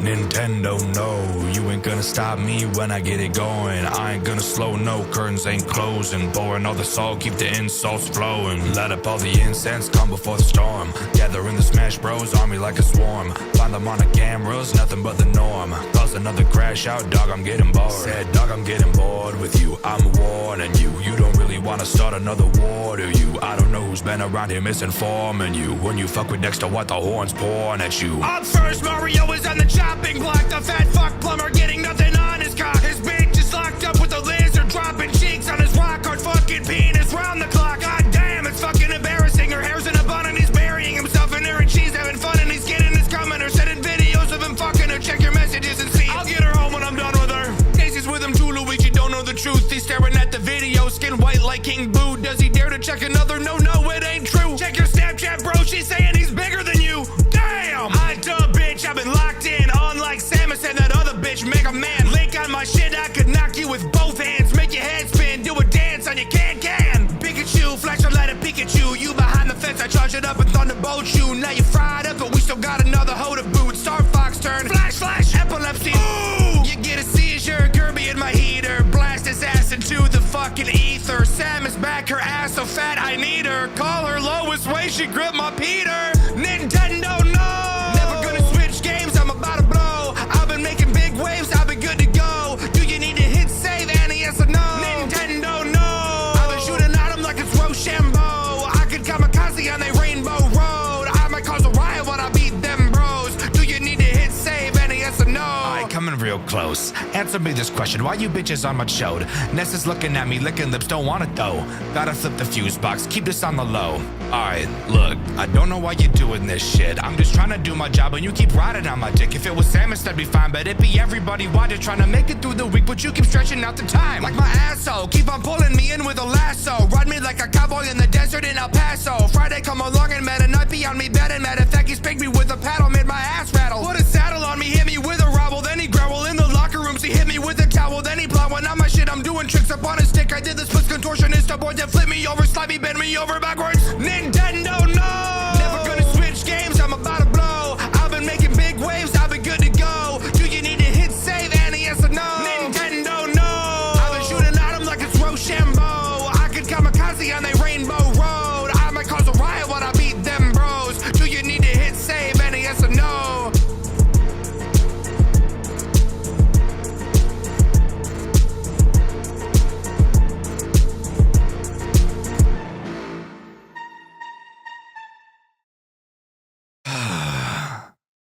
Well, glad I got all that out of my system. With that, we can move on to night 6 and talk about something that actually doesn't make me want to kill myself. However, it does still lay a lot on you. Loading into night 6, you'll see we're no longer in the office and we are now actually in a fucking bunker. How did we get here? I have no idea, but that doesn't really matter. What does matter, however, are the new tools at our disposal. However, me explaining all of them to you right now will not be very helpful. So I'll quickly explain the general tools and then we'll talk about the character-specific ones as we learn about said characters. Obviously, we have our cameras, pretty self-explanatory. We also have 3 entrances to our office, the big hallway right in front of us, and 2 doors to our left and right. These doors can be closed remotely through the cameras, but you have to slowly charge them up before they can close, and only one can be closed at a time. Also, at any time we'd like, we can cut the power to our office and be left in complete darkness with our thoughts, like me late at night questioning what I'm even doing anymore. But this isn't a therapy session, so let's continue. What about the threats introduced on this night? Given the fact we're in a different location, it has to be different characters, right? Well, that would actually be correct. However, one of the characters is a repeat. Remember that one Mario that I really didn't like from night 5? I know I was pretty subtle about it. Well, it appears he followed us down here. However, he is incredibly easy to deal with this time around. He'll wander around the cameras and eventually find his way into your office. Once he stands in front of you, menacingly, all you have to do is whip out your fucking baton like my Willy and tase him in the balls. I'm not kidding. This is fucking awesome and is just what I need after dealing with the bullshit he put me through on night 5. The next threat introduced on this night is Mega Man. He is also pretty simple. He will try to enter your office through your left or right door. When you see him in that door's respective camera, simply charge up that door and seal it shut. Once he bangs on it, you're free to open the door again. Next, we've got to talk about the villager. She confused me quite a bit during my playthrough, which you can see over on my second channel, Dxtr Black. She will enter your office through any of the 3 possible entrances. Her rules state that once she enters your office, shut the lights off until you hear her run away. So tell me, what do you think that means?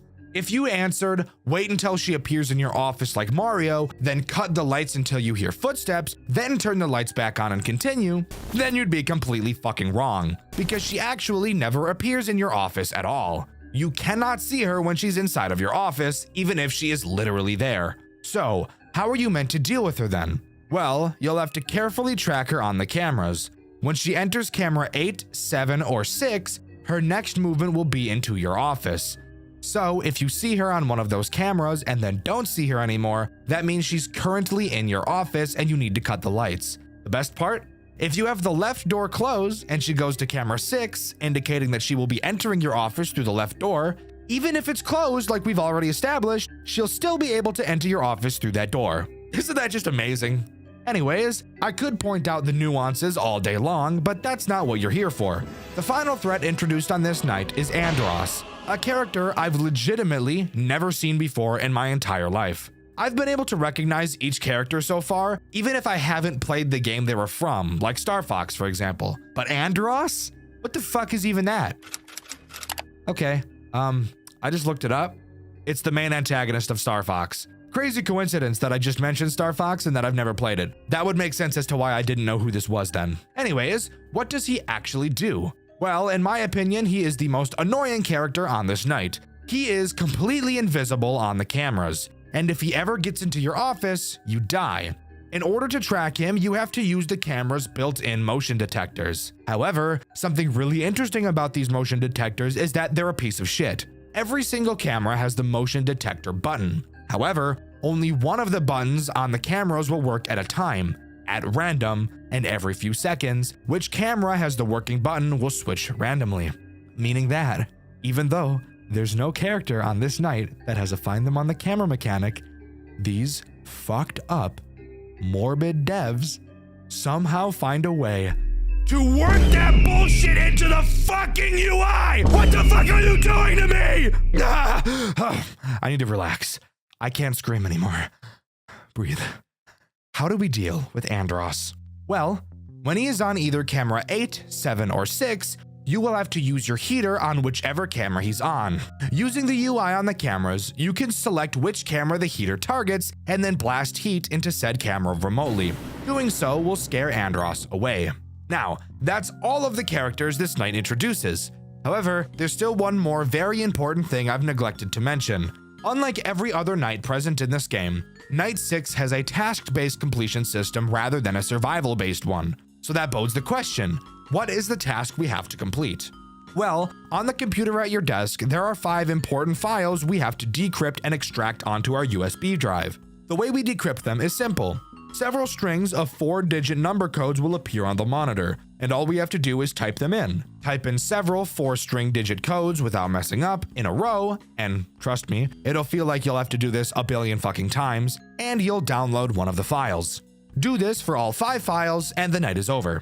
This task being added to this night easily makes it the most stressful mechanic this game has ever introduced. I was not expecting something like this from this game, and I honestly wasn't expecting a crazy final night like this in general. I'm all for it. Overall, I do still think Night 5 was harder than this night, but this was definitely a nice change of pace. After completing the night, we take our USB, run out of the bunker and into the parking lot, and drive off to the police station to show them our evidence. Looking back, we notice Mario followed us out and was left standing in the parking lot. We almost didn't make it out alive. It's revealed that our name isn't really Terrence, and we've secretly been an undercover investigator this entire time. The police raided Nintendo World and arrested the CEO, Leonard. Everything we mentioned in our report was found, except for one single thing: Mario himself. The only thing that was left to even prove he was present was his hat. Not knowing his whereabouts now, late shift at Nintendo World comes to a close. Kind of. There's actually a fuck ton more this game has to offer in the form of post-game content and challenges. with a whopping 12 additional characters for us to unlock and fuck around with. There's 9 other ones? There's 12 more? At the time of writing, I have no idea how these characters are achieved except for one. In the challenges menu, 2 fun challenges are present. And when I say fun, I really just mean ass. The first is blind mode, which will cause a constant blizzard to be present during the nights, making it harder to see in your office and in the courtyard. It also forces Night 5's shitty flash mechanic throughout the nights, and increases the amount of time you have to wait between flashes to make it even worse. And if that wasn't enough, blind mode still has one more big fuck you in the form of a new threat, the Ice Climbers. The way they work is pretty simple, but retarded nonetheless. They have a chance to appear in any of the 3 major locations you can be in.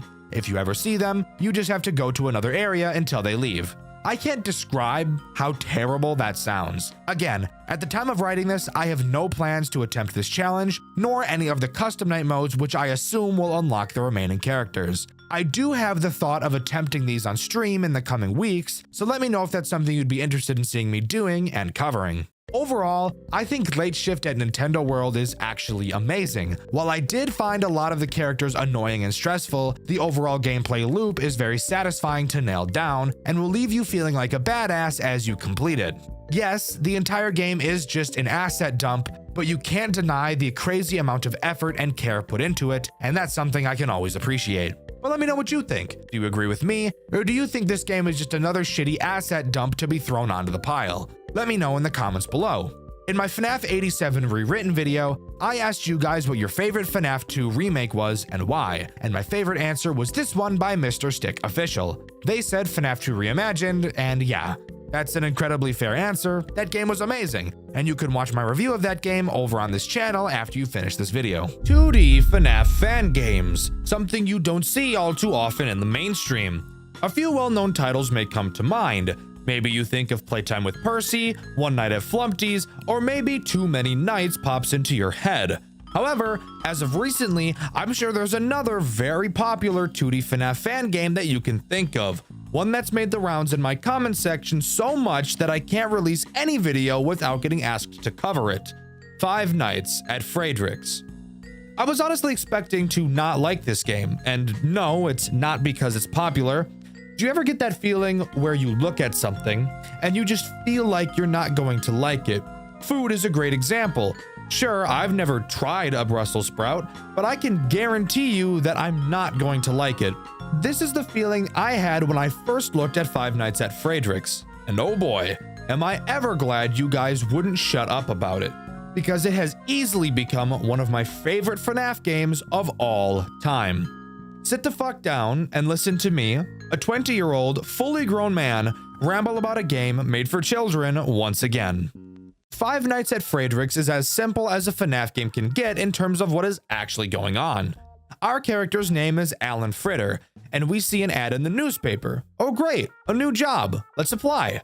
Frederick's doesn't try to break the mold here. However, don't let that fool you, as there still is a pretty interesting story this game has to tell.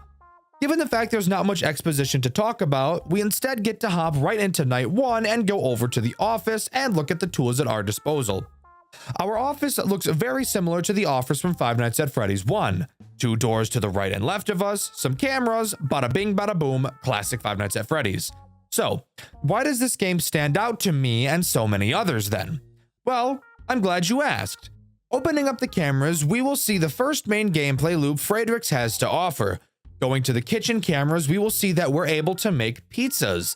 This will very quickly become the biggest priority in the entire game, but I'll go into more detail with it when it becomes relevant. But to keep it simple, always make sure you have a pizza cooking. When a pizza is done cooking, you will be able to hear a ding sound cue. That lets you know that you need to start making the next pizza. You'll notice that the doors in your office are replaced by lasers. This is one of the many interesting quirks this game has. Let's go over a few other fun stuff in the office. Occasionally, when you flip up the camera, some things have the chance to change in your office. For example, the main poster can change to have references to other fan games such as Five Newfangled Nights, Five Nights at Frick Bears 3, Not Bear, and Too Many Nights. I think including references to other fan games really helps pull the community together, which I really like.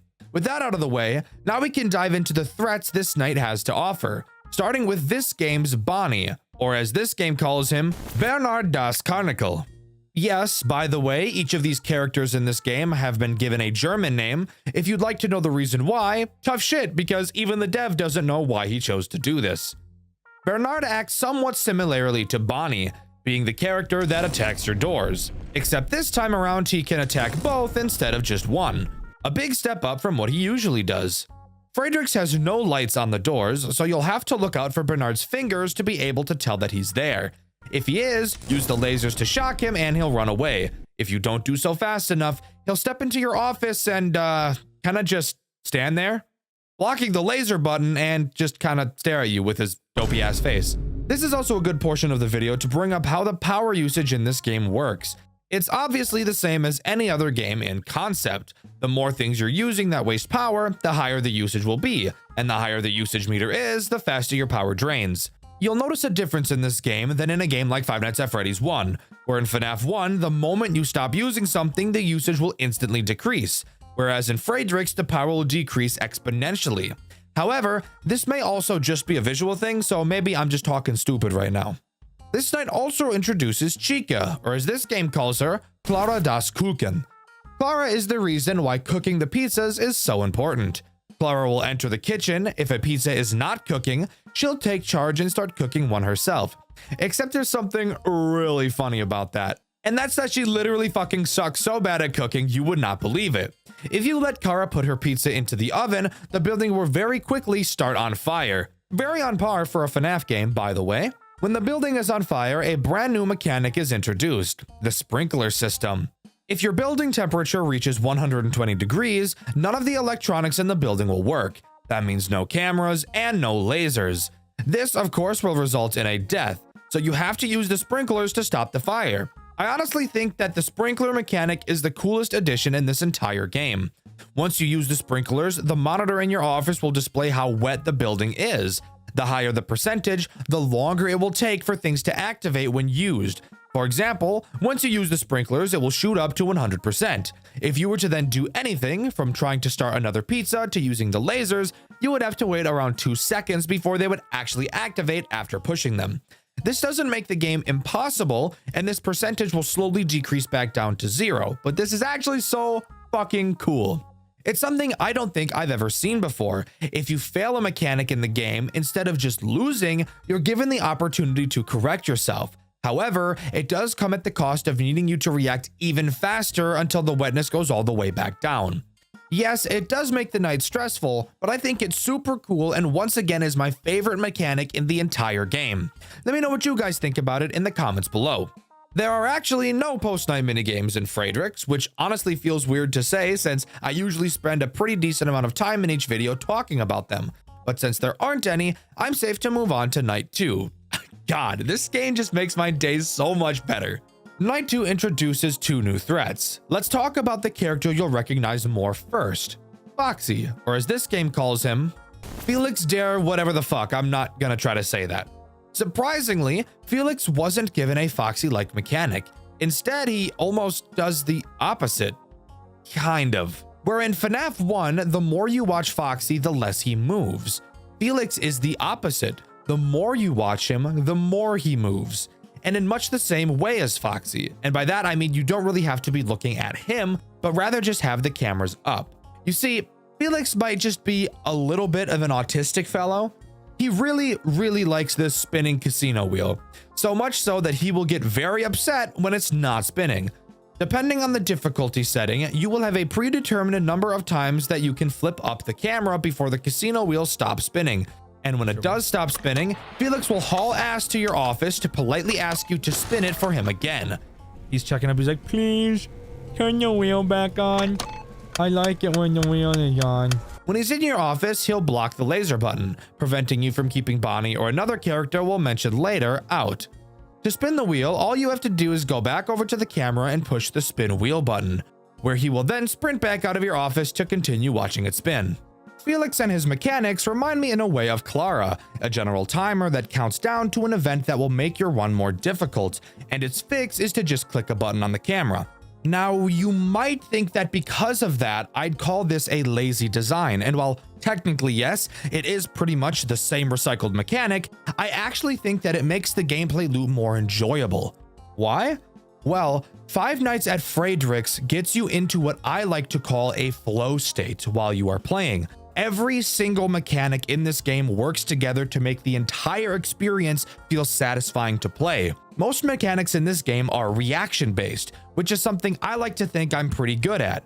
This leads to a very smooth-feeling gameplay loop where yes, it is challenging, however, you almost always feel in control and every single interaction feels solid and responsive.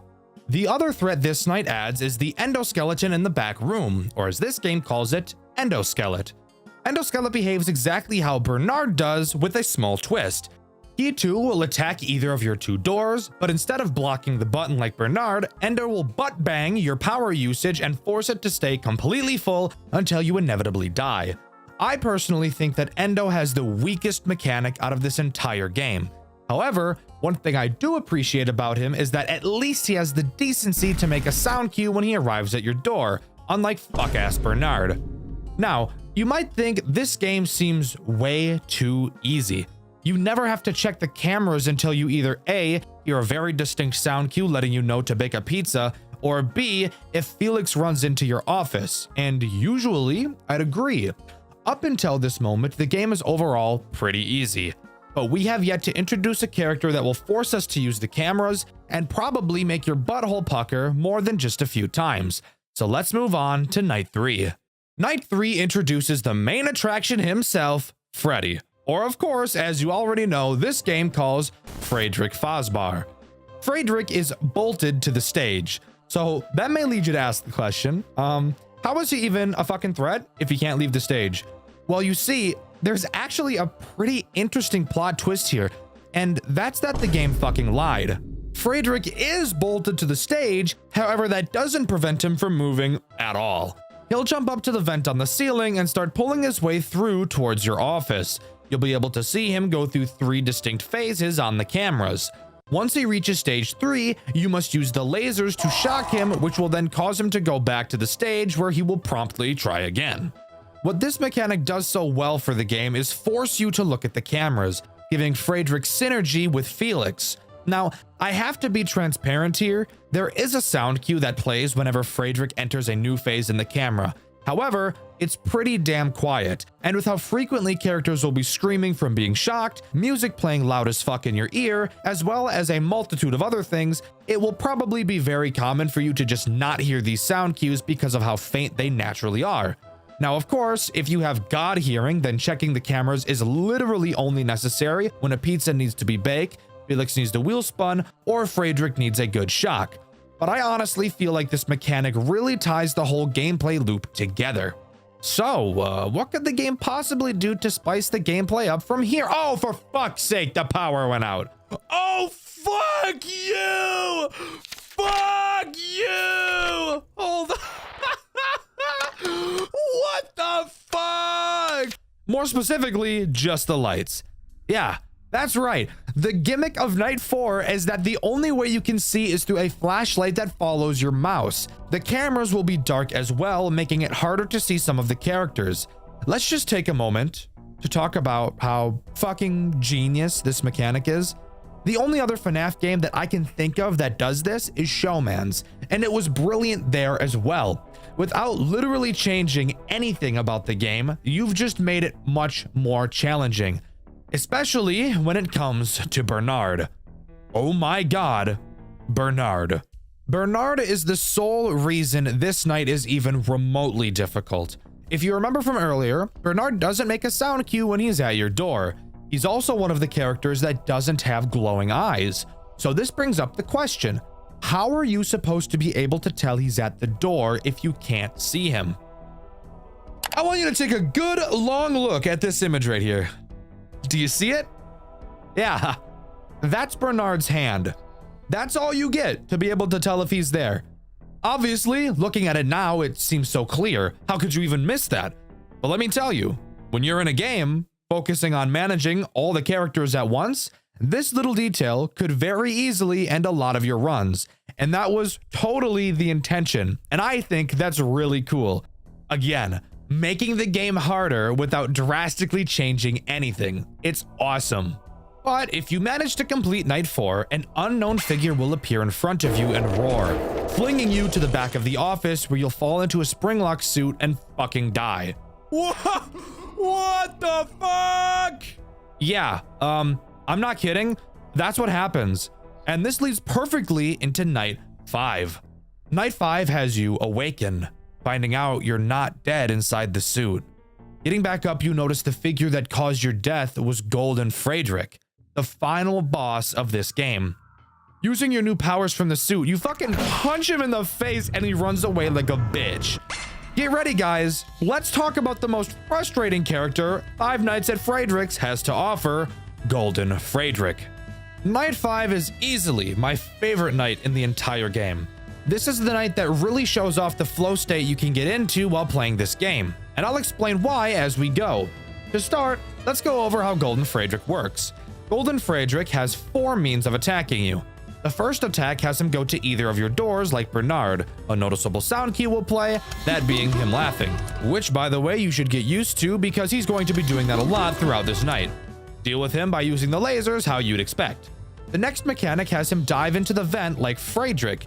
Deal with him the same way you would Frederick, just by using the laser. Now we can talk about the other 2 attack methods that aren't seen anywhere else in the game. The first has him appear in your office. When he does, simply fucking punch him in the face. As you can tell by the look on his face after doing so, he is so incredibly shocked that you would even have the balls to attempt something like that. So insane, so he will quickly leave. The final attack, the most soul-sucking, fuck-ass, bitch-ass mechanic. I want you guys to take a guess what he could possibly do. That's right! My least favorite fucking FNAF mechanic ever designed! Teleporting to a random camera and having to search for which one he fucking went to and stare at him until he goes away. Fredericks, you were doing so well. Why'd you have to do this to me? Why'd you have to bend me over and just fuck me right up the ass? Why? Why add this mechanic and blow up my internal organs like the goddamn 4th of July? I'm basically holding your fucking prison wallet. Go find him on the cameras. How about you go find my nuts?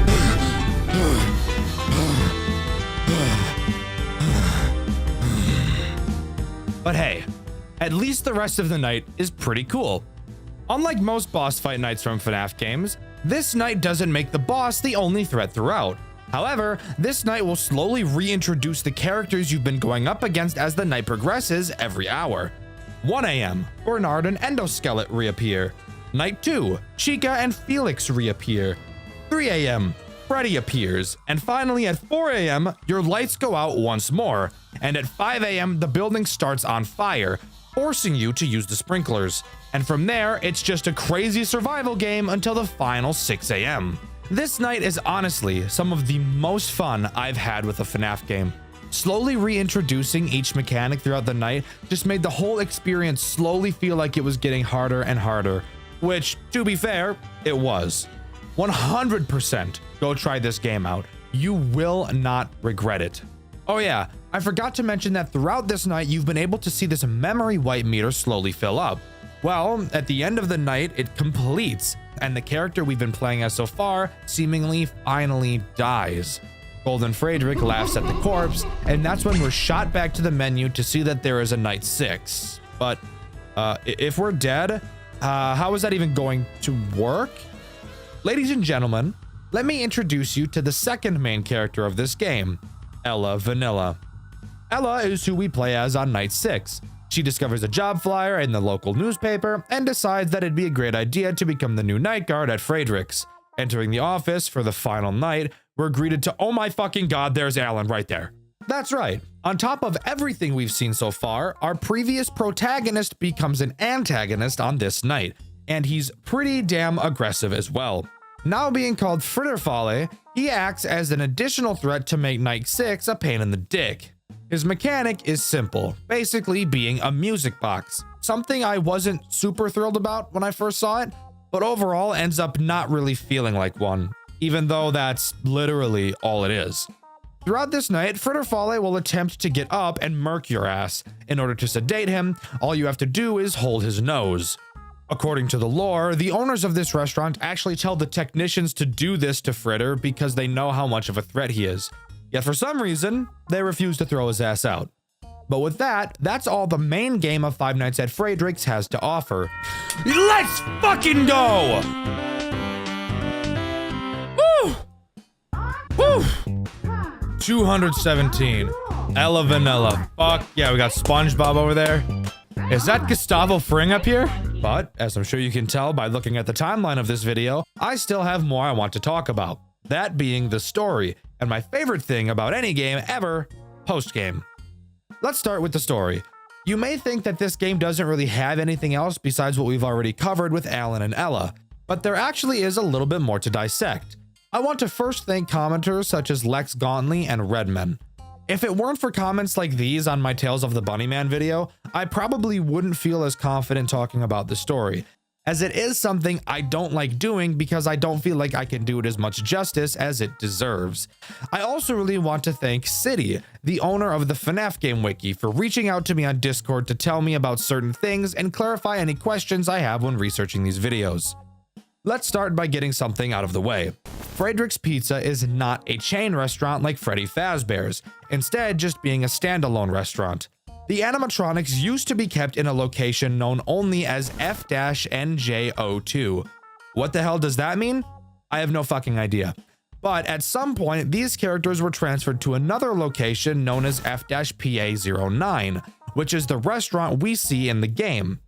Throughout the game, you learn how to deal with the threats through the pages of the service manual on your desk. Turning over these pages will slowly tell a very disturbing story. They reveal that each animatronic were noted to have unknown human remains making up a majority of their body. Frederick has human teeth and eyes, Clara has human arms, Bernard is literally just an amalgamation of human mush, Felix has human eyes, and Endo has human veins and teeth. On Flinguary, yes, by the way, the months are named differently in this game, 29th, 2009, Alan Fritter takes the job at Frederick's after standing outside the building and slapping the window until he was hired. The reason he wanted the job? I have no fucking idea, and it's not clear in the game either, so just accept it. However, it is clear that the animatronics remember him from past events and are intent on killing him. Throughout the night, you are supposed to be taught the mechanics through the manual on your desk. However, the pages of said manual have been ripped out, crumpled, and scribbled on by presumably previous employees. These scribbles are mocking the animatronics, which I get the funny feeling pisses them off a little bit, and it's confirmed that the characters enjoy killing the guards at the establishment. It's confirmed that Clara made her first successful pizza using Alan's body parts. Bernard used his arms as a back scratcher, Frederick used his fucking veins as dental floss, which is insane, and Endoskelet used his remains as a suit. As far as I could tell, Felix is the only one who didn't do something fucked with the corpse. Obviously, at the end of the week, Alan gets that Soulja Boy cranked on him by Golden Frederick and is stuffed inside a spare suit. His memory is wiped, and instead of disposing of the corpse in their restaurant, the owners instead instructed the technicians to use him for testing. Okay, maybe I'm too level-headed, but this seems like a very stupid idea that would get OSHA on your ass in about 4 seconds flat. Of course, Ella Vanilla later takes his position and we play as her in Night 6. It's clear that Alan still somewhat has a presence inside of the suit, obviously because he can attack you while playing as Ella, but also because through the extras menu, we learn that he responds to Ella's comments through the collectibles menu, and at one point even entrusts her with holding an unstated item appearing as some weird looking snapped object. But really, after this, the story is either unclear or not canon. So as far as I'm aware, that's everything, and Five Nights at Frederick's truly comes to a close. Overall, I think Five Nights at Frederick's is one of the most fun FNAF experiences I've ever had. The game is goofy, the story is simple and silly, and the game mechanics are some of the most solid and fun to play I've ever seen. The amount of post-game in the extras menu is also more than I've seen in many other FNAF games, and I definitely recommend you give it a try. But let me know what you think. Do you agree with me, or do you think Frederick's isn't that great at all? Let me know in the comments below. In my juniors video, I asked you guys who your favorite non-official FNAF character was, and my favorite answer was this one by Mateo. They said Simon from Pop Goes, and yeah, take a look at him. No words necessary, he looks sick. When you think of the best FNAF games, what games do you think of? What are your top 5 in terms of quality alone? I'm willing to bet that a lot of people share some of the same entries, and I'm willing to bet that the game we'll be talking about today is at the top of some of your lists, because it's definitely at the top of mine. The Glitched Attraction is a FNAF fan game developed by 2 18-year-old developers alone. The reason I mention their age is because of how impressive this game really is, and how impressive it is that only 2 brand new adults managed to design it themselves. When I first learned how old these guys were, I was shocked. The Glitched Attraction is one of the best FNAF games I've ever played. I know a few of you watch my content to get suggestions for FNAF games to play, and for those of you that do not pass this one up. It is one of the most high-quality experiences of all time. Let's not waste any more time and hop into the Glitched Attraction, FNAF's most high-quality FNAF game ever made. Our game begins with us getting a text from a friend asking us to come check out the new Fazbear escape room attraction, and they tell us to bring all of our things along with us. A request that is definitely weird, but since when has weird ever meant bad in a FNAF game before, am I right? So we do just that, pack up all of our things and set out. You heard it here first, the Glitched Attraction is seriously a Five Nights at Freddy's escape room, a concept that sounded so cool I couldn't not check this game out, and I'm glad I did. We arrive at the attraction and 2 helper bots explain what's going to happen, and then we have to give over everything we have. Why the fuck did we bring everything we own if we're just going to give it to some random robots? This is pretty fishy smelling, and I should know because I haven't showered in 8 weeks. With the general rules explained, we continue onto the first section of the escape room as chipper as we can be. We're kicking our feet and heel clicking and shit, we're so giddy. Not knowing what we're getting ourselves into, we can dive into the first room of the Glitched Attraction. The first room has us in a room similar in style to the bedroom from Five Nights at Freddy's 4. This room, being the first, isn't very difficult, but let me go over the 4 threats you can find in this room. While you're trying to think, focus, and not be a fuck-up, Nightmare Balloon Boy will be sitting on a chair, because his fat ass wouldn't ever dream of helping anyone, but would instead prefer to sit there and be pointless. But sometimes, he gets a little antsy. You can tell when he's like this because he will visibly seize in his chair until you shine your flashlight at him. It's weird that doing this causes his seizure to stop though, because when I quickly shined a flashlight in my epileptic friend's eyes, he went comatose on the ground and started foaming at the mouth. But to each their own, I guess. If you don't aid in Balloon Boy's assisted suicide, he will jump off the chair and kill you. Something interesting I noted is that Balloon Boy actually makes no noise when he shakes, or even when he jumps off of his chair, leading to a majority of his jump scares feeling really awkward. I get why he doesn't make any noise, because it'd be way too easy to not lose track of him, but just something I thought I'd bring up. You'll realize there's a giant window in this room as well, which lets you see outside. Occasionally, you'll be able to see Nightmare Fredbear stalking you from between the trees. Little does he know that his eyes are actually signal beams as bright as those stupid fucking white LEDs that are now being put onto vehicles, so that when I'm driving at night, everybody's headlights look like they have their fucking brights on. So when I flash my brights at them indicating to turn theirs down, then they actually turn their brights on, which simulate what I can only imagine to be the lights of God. And then I feel like an asshole because I just flashed a guy who didn't have their brights on. Sorry to go off on a tangent like that. I just really had to get my frustration about LEDs on cars out of the way, and I really didn't have a good outlet to do so. Anyways, you'll see Fredbear slowly inch closer to your window throughout the challenge, and when he gets super close, you'll have to close the curtains until you hear him laugh, signaling to you that he's gone away, and then you can reopen the curtains. Why on earth do you not just choose to keep the curtains closed for the whole time then? I have no idea. It's not like we need the moonlight to see. The bots at the beginning gave us a fucking flashlight, but whatever, I guess. Speaking of your flashlight, little tiny stupid insignificant Freddles will periodically appear around your room. They make the same noise as they do in FNAF 4, so hearing them shouldn't be a problem, especially considering how god-awful annoying they sound. Shine your flashlight at them and bada bing bada boom, they go away. But if you let 3 stay in your room and assault your eardrums for too long, 2 of them will grab either one of your butt cheeks as the third dives headfirst into your rectum. which some of you sick fucks may find pleasing, but I for one do not. The final threat you have to worry about is Night Marionette. If you somehow, by some miracle, haven't noticed in the footage I've been showing on screen so far, there is a giant hole busted into the wall of the room, which is very poorly boarded up. Why is it boarded up? I hear you asking? Oh yeah, forgot to mention, it's only because, Satan is in there with enough tentacles to make hentai for the next 9,000 years. But, putting that thought aside, Night Marionette will occasionally give a sound cue to let you know she's there. If you look at the hole, you'll be able to see those tentacles creeping out. At this point, you'll need to make a mad dash to the Golden Freddy suit, which is conveniently placed in the room with you, and hide inside of it. Once you do so for long enough, Night Marionette will leave. Now, hold on. I'm not done talking about this stupid fucking Golden Freddy costume yet. I have some complaining to do, if you could imagine. This Golden Freddy suit takes about, 2 fucking decades to put on. I'm not kidding. You will feel like this game is broken or has paused as you are putting this fucking thing on. But if that wasn't enough, taking it off is somehow even worse.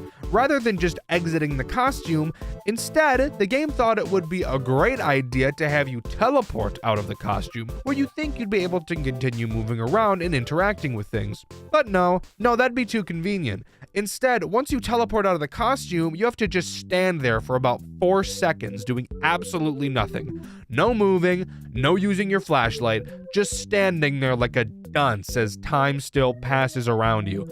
While in the Golden Freddy costume, did you happen to notice that Balloon Boy was tweaking out?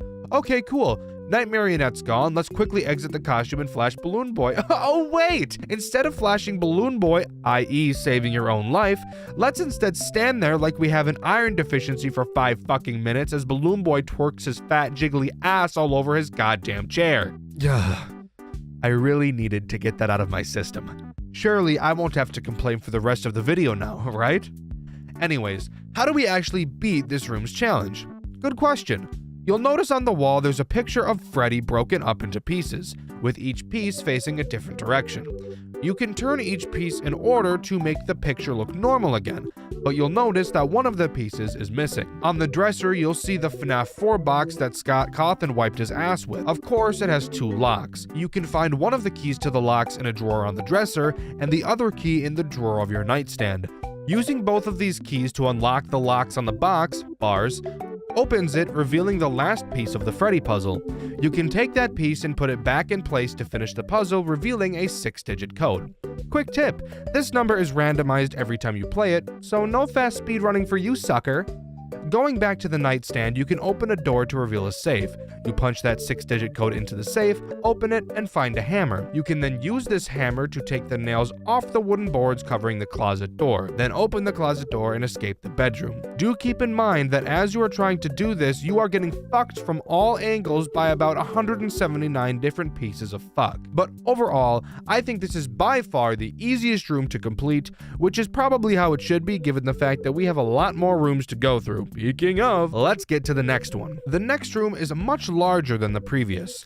This time there are only 3 threats: Toy Chica, Mangle, and the Cupcake. This room is basically a big circle.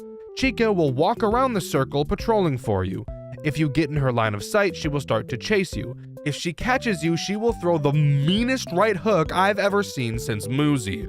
You can hide in any of the several lockers lining the walls, but be aware that not all lockers can open. And if you want to know something super awesome, which lockers open are randomized each time you play. Meaning if you lose a run, some of the lockers you hid in before probably will be locked this time. Isn't that awesome? The Cupcake will also patrol around, but he is much less important. He himself can't end your run, but if you're not watching him and accidentally step on him, he will squeak, causing Chica to be alerted to your exact location. For me personally, I hate this type of mechanics in games. I want to note, I don't think they're bad mechanics, I just don't like them. When there's a puzzle, I would like to be able to focus on the puzzle without having to worry about being chased at the same time. It also doesn't help that I don't handle being chased very well in any game, period. But it definitely doesn't help when I'm trying to focus on solving a puzzle on top of that. Just a me thing. But if that wasn't enough for my poor heart to handle, we have Mangle tacked on top of that. Mangle is hiding in the ceiling throughout the challenge. Occasionally, you will hear vent noises. When you do, that's when you know Mangle is about to drop down on yo ass. She has two possible drop locations. If you hear the vent noises on a side of the room that you're not on, you can safely ignore her as long as you don't then move to the side she's on. But if you hear her on a side of the room that you are on, you have two options. You can either A, move to the other side of the room, which might be a problem if Chica is over there, or B, hide in a locker. If you don't hide and Mangle happens to see you when she drops down, she will start to chase you. And unlike Chica, when Mangle chases you, there's no way to make her stop. At that point, even hiding in a locker won't be enough to be able to protect your cheeks. So, about the puzzle I was bitching about earlier. You'll notice a large door locked via a pin. The pin is 6 digits long and consists of 6 different symbols. Around the dark room, you'll have to find sticky notes on the walls that correlate each symbol to a number, which will give you the code order needed to unlock the door. If you couldn't have guessed, yes, this is also randomized each time you play. Simply find all the notes, type in the code, and you're done. Come on, you didn't really fall for that, did you? That was way too easy. This is a FNAF game, remember? And according to the FNAF game dev rules, difficulty equals quality. So let's make this as hard as possible. After opening up the door and flipping 4 switches to turn the power to the room on, a whole new world of fuck opens up to us, including a brand new threat, Withered Freddy. Withered Freddy sits inside of a music box, which I find weird because the marionette is literally in this room. I don't know why they didn't just use her for this mechanic, but whatever. Freddy's music box will slowly wind down, and if you don't keep it wound up, he will right hook, shatter the glass, hop out, and chase you. Just like Mangle, there's no hiding. If you hide inside of a locker, Freddy will stand outside of it and wait for you to come out. And when you do, you guessed it, he eats your ass. But because the devs of this game hate their players, if you wind Freddy's music box up too much, he will also shatter the glass and then shatter your sphincter. Cool. As if this wasn't hard enough for poor old Dxtr to handle. What do we have to do now? Well, inside of the room you opened, there's some shit on the wall and we need to find some gears to make the contraption work. Again, you will just walk around the room and find all the needed gears and put them back in their place. Once you do, a door on the opposite side of the room will open and you'll have to make a sprint of fate over to it. And then finally, the room is complete. This room isn't bad by any stretch of the imagination. I actually really like the concept of adding another threat halfway through. I just personally hate it for reasons stated earlier, but that's just a skill issue on my part. Moving on. Do you like complex things? Well boy, do I have a treat for you. The third room challenge is a nightmare. Let's waste no time and do a Tolarian Community College level threat assessment. This room has 4 threats: Springtrap, Dreadbear, Phantom Foxy, and Phantom Balloon Boy. Phantom Balloon Boy is simple, so let's cover him first. He works just as he does in Five Nights at Freddy's 3. He can randomly appear on any of the cameras. If you look at him on the camera for too long, he will jump scare you and cause a video error. Except the video error in this game just means that the camera he jump scared you on can never be used again for the rest of the run, which I promise you is a very bad thing, and the reason will be revealed later. Phantom Foxy can appear in any of the 2 doors connecting to your office. If you look at him for too long, he will charge at you and jump scare you, causing a level of hallucinations to appear. If too many levels of hallucinations appear at once, it's game over. Now, let's talk about the real threats of this night: Springtrap and Dreadbear. Dreadbear can be seen on the cameras and will attack either one of your doors. Do note that you can close these doors and they each have their own power supply. But Dreadbear is unaffected by the doors and will break them down if they're in his way. You'll have to watch the cameras to see which door he will be attacking, and when you see him charging towards one, you will have to hide under the desk on the opposite side of the desk to where he is coming from in order to stay out of his line of sight when he enters your office. Eventually, he will leave and you'll be safe to come back out. Springtrap is a goofy little thing, to say the least. Springtrap will climb through any of 3 vents, which you can see on the cameras. 2 vents bring him to your respective office doors, and the 3rd leads to the vent that is directly above you. If you see Springtrap climbing through a door vent, you will have to simply close the door to the side he's going towards. If you see him climbing through a vent that brings him to the top of your office, you'll need to quickly turn off the power to the office and hide under your desk. He'll drop down, and once he can't see you because the lights are off, he will leave. You got all that down? Good. Because we have a whole load more of fuck to talk about next. That being, How do we escape this room? Well, the goal is to open a tiny vent near the ground beneath the TV screen. To start, you'll want to check near the desk to look for a code. It's random every time, and where it appears next to the desk is also random every time, so have fun. Once you get the code, you head over to the TV screen and press developer mode, and then type in the code you found in your office. This lets you activate developer mode, which opens up a door on the wall revealing a token. Keep in mind, all of the threats are active at this time. Using the token, you pop that puppy into the big arcade machine in your office, which promptly starts up a game. That's right, while defending yourself from an onslaught of fuck, you will also have to play an entirely other game at the same time. The game in question, Save the Children, is really just a bunch of fetch quests. To start, you'll talk to Balloon Boy, who is fishing and says he needs some balloons. By the way, if you couldn't have guessed, all of the items that you'll be collecting in this minigame will be in a random location every time you play, because God hates you. When you bring the balloons back to Balloon Boy, he will give you one of the fish he caught. Then you need to find Old Man Consequences and give him the fish, since the pond he's fishing in doesn't have any. Once you give him the fish, he gives you a lily pad for some fucking reason. Don't question it. We don't have time to question it because I neglected to mention there's a fire spreading through the building as you're escaping, and if you take too long, it will reach your office and kill you. No, I'm not joking. Oh, and again, keep in mind all of the threats I mentioned are still pulverizing your butthole. Once you have the lily pad, you'll take it back to Balloon Boy's pond and use it as a bridge to talk to this fucking robot thing. The robot says its watch is broken, so fuck you, go look for a clock. Once you find the clock and bring it back to the robot, he gives you a penguin, I think is what that thing is. Then you take the penguin over to Lolbit, who gives you a key to unlock a gate, which then leads you to an area where you need to unlock another gate. Yes, this minigame is still happening right now. You spelunk into a cave and talk to some dude who thinks the cave is too dark. You then have to leave the cave and go look for a torch, head all the way back and give the torch to him. He will then give you a key to unlock the other gate, and when you do, you'll exit the area leading to a William Afton cutscene where he goes sicko mode inside of his Springlock suit. And finally, you have to sit there and wait as the game reboots.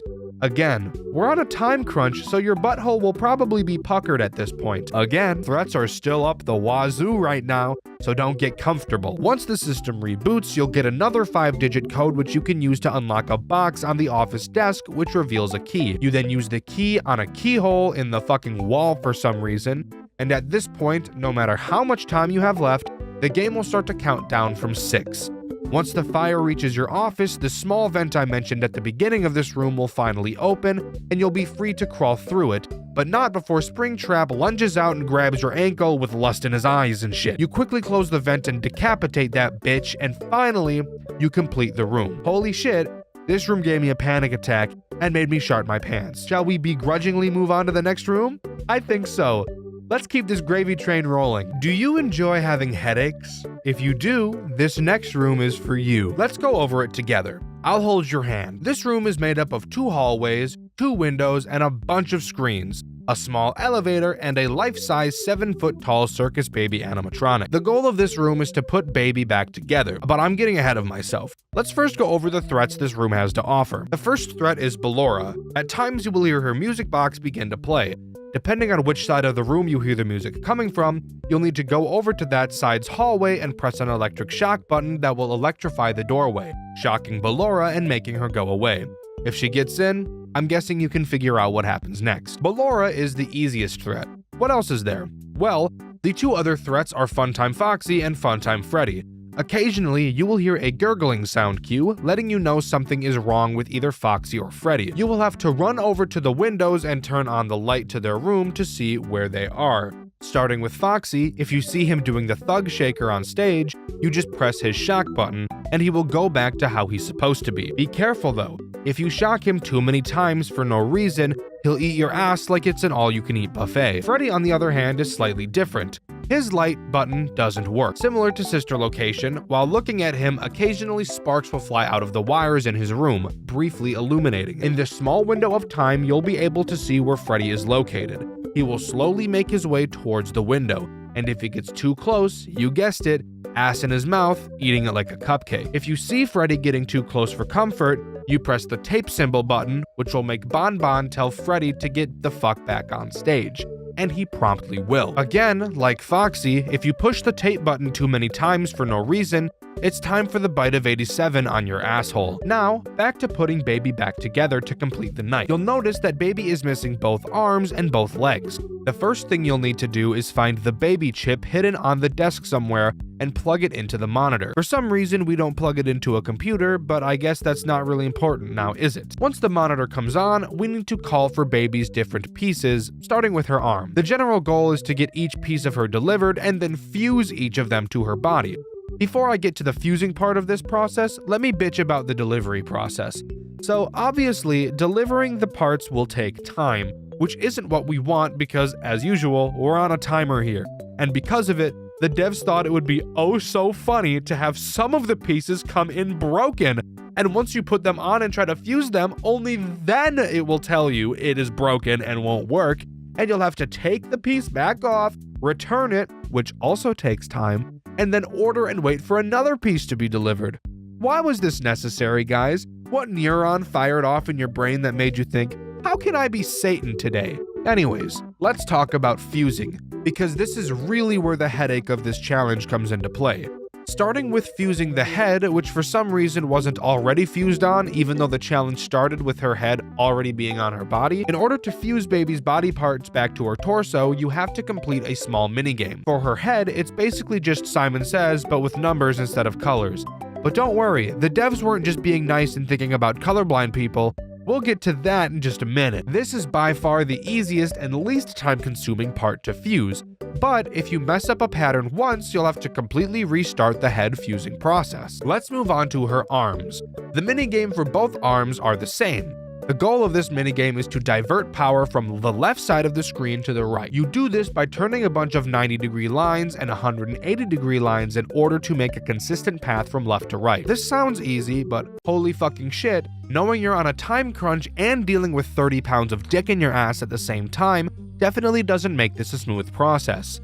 Do that for both arms and you're on to legs, the part that makes people like me want to die. In order to fuse the legs, you have to play a color matching game. You will see two grids of colors, one grid where you can change the colors and on the other you cannot. You have to copy it. Let's get the big elephant out of the room. If you're colorblind or deficient like I am, this challenge is borderline impossible. I'm lucky enough to not be completely colorblind, or I would never have beaten this in my entire life. But not only that, but the grid each time has a missing square, as I'm sure you've noticed, but I'm also sure you've noticed that missing square on your side and the missing square on the side you're supposed to copy are in different locations. That's because they rotated the fucking grid. Talk about a headache, am I right? Maybe I'm just brain dead when it comes to this, but trying to comprehend where each color should go when it's rotated was just not a fun experience at all. I'm not even going to lie to you. But once you finally finish fusing all of Baby's pieces back together, a voice will come over the speakers telling you that all of the animatronics have been deactivated, and that you should exit through the hall on your right. When you do, you'll be led to the sister location elevator. Getting inside, it will slowly descend and then stop. You'll hear something laughing at you for a while, and then the elevator will suddenly drop and you die. The end. Game over. Okay, not really. That's just the transition to the next room. Are you ready? Because I sure as fuck aren't. Why did we agree to come to this place? It makes no sense. How does this place even exist? I could have died a solid 276 times at this point, and we're not even done yet. Someone needs to get this place investigated by the FBI because this is some bullshit. What a waste of a Saturday, am I right? Anyways, let's move on. After laying on the floor for approximately 8 days, we finally wake up from the fallen elevator. We walk past a large window and see the characters we just went up against. After the events of the last room, these little tiny robot things apparently grabbed all of the characters to bring them to the scooping room. And this room is presumably that. While we look across the floor of once familiar corpses, the bane of my existence and the shit in my diaper emerges from the tangled mess of wires. Ennard. This guy is the single reason why it took me so long to make this video, why it took me a month to beat this game. For most, it certainly wouldn't have taken this long, but for me, oh my lord, this next room will give me flashbacks like Charlie in the Trees for the next 5 decades, and possibly until I reach my grave. Remember the second room? How I mentioned I don't handle being chased very well? This room made me question if I would be able to continue making videos on this channel, or if I would have to jump ships to another genre to make review videos about. I'm not kidding, not even a little bit. I originally intended to beat this game on stream on Dxtr Black, and you can still see my first stream about this game where I gave up on Room 2. Well, for the people who tuned into that stream, now I didn't give up. But you should also be grateful that I didn't stream this entire process because I spent tens of hours trying to beat this next room alone. Let me explain why. Room 5 is the epitome of everything I hate in a horror game. Literally all the way down to the last detail. I'll give you a warning right now. This is 100% a me problem and is totally my subjective opinion. So, the only threat in this room is Ennard. Thankfully, there aren't any more, but dear lord, Ennard is all it needs. In terms of where we are story-wise, the elevator crashing was definitely not intended to happen, as upon beginning this room, we don't get a monitor telling us what our goals are. This is cool as a passing thought, but it's not really cool when you stop to think that there is absolutely nothing to explain what it is I need to do to complete the challenge. Upon beginning, we're given a wind to power flashlight and some writing on the wall telling us to light up a solar panel using the flashlight. Now, I'm already going to pause real quick. We're being shown a new mechanic, the wind up flashlight and solar panel. Cool. Now tell me, do you suspect we need to light up solar panels ever again in this entire challenge? Or the entire game? I'm assuming you said yes, but you'd be completely wrong. No, there's not a single other solar panel in this entire game. So please, tell me, why the fuck were we shown this? Showing us the flashlight makes sense, but there were countless other ways to do it in a much better way than showing us another mechanic that is never used again. This is exactly like the gun in Muzi. But continuing, once we light the solar panel, a large door opens and the challenge truly begins. The overall goal of this challenge is probably the easiest we've seen so far. It's broken up into 5 distinct tasks. Step 1, find a crowbar. Step 2, use the crowbar to force open a drawer near Kyle's desk to get a keycard. Step 3, use Kyle's keycard to open a door, allowing you to turn a generator on that powers computer monitors throughout the room. Step 4, find all 3 computers and input 3 colored fuses into each. The fuses are conveniently placed in boxes right next to the computers, so I appreciate that. And step 5, go back to the generator and turn on the central power, which opens the door, allowing you to climb a ladder and beat the challenge. Sounds simple, right? Well, yes. It is simple, but now I need to talk about the problem. Ennard. Ennard will be patrolling the giant maze of a room the entire time you are performing these tasks. If he sees you, he will begin to chase you. If you get caught, you will lose all progress you've made throughout the challenge. Let me tell you another fact. Unlike every room in this game so far, this room ain't small. No, this room is very fucking large. I hate everything about life. Let me complain about some more stuff. If you are near Ennard, he will hear you and be alerted to you if you do the following. Wind up the flashlight. Makes sense. It's really loud. I can understand that one. If you run. Okay, yeah. I've seen that in other games before. Running is louder than walking is, and walking. That's right. If you move, period, while he is anywhere remotely close to you, he will hear you and start to chase you. What the fuck? And once he starts chasing you, there's only 2 ways to get him to stop. The devs must have been smoking crack and playing Dead by Daylight while they were designing this section, because one of the methods used to escape an Ennard chase is by knocking over wood pallets placed around the room. Quickly break the pallets and continue to chase you if you don't hot bottom out of there at light speed. What's the second way of escaping a chase? I hear you asking? Well, it's by stunning Ennard. How do you stun Ennard? I hear you asking again. That's a great question. I have no fucking idea. I'm not joking. I literally have no fucking clue on earth how, on God's green fuck, you're supposed to stun Ennard. How do I know you can stun him? Well, every time you die, which, judging by the fact it took me borderline a month to beat this challenge, I did quite frequently. You will get a tip on the loading screen. One of these tips tells you that stunning Ennard will give you more time to run away than knocking over a pallet will. So I know you can, but the game doesn't elaborate on how to do that as far as I'm aware. So to this day, I still have no idea how to stun Ennard. I don't know what the hell the game is talking about. I'm stumped. But I'm not even close to done talking about this section of the game. No. I spent a fucking month on this. I can dedicate a few pages of my script to it. You can sit down and listen, I don't care if this video ends up being an hour long. You see, there is a very large, steaming hot, glaring issue with this challenge in specific. Since it's technically not a part of the canonical attraction, there's no tip screen at the beginning. But with no tip screen, there's no telling anyone fuck about fuck. So, as I said, there are 3 computers around the level. Each computer has a box of fuses with differently colored patterns on them right next to them.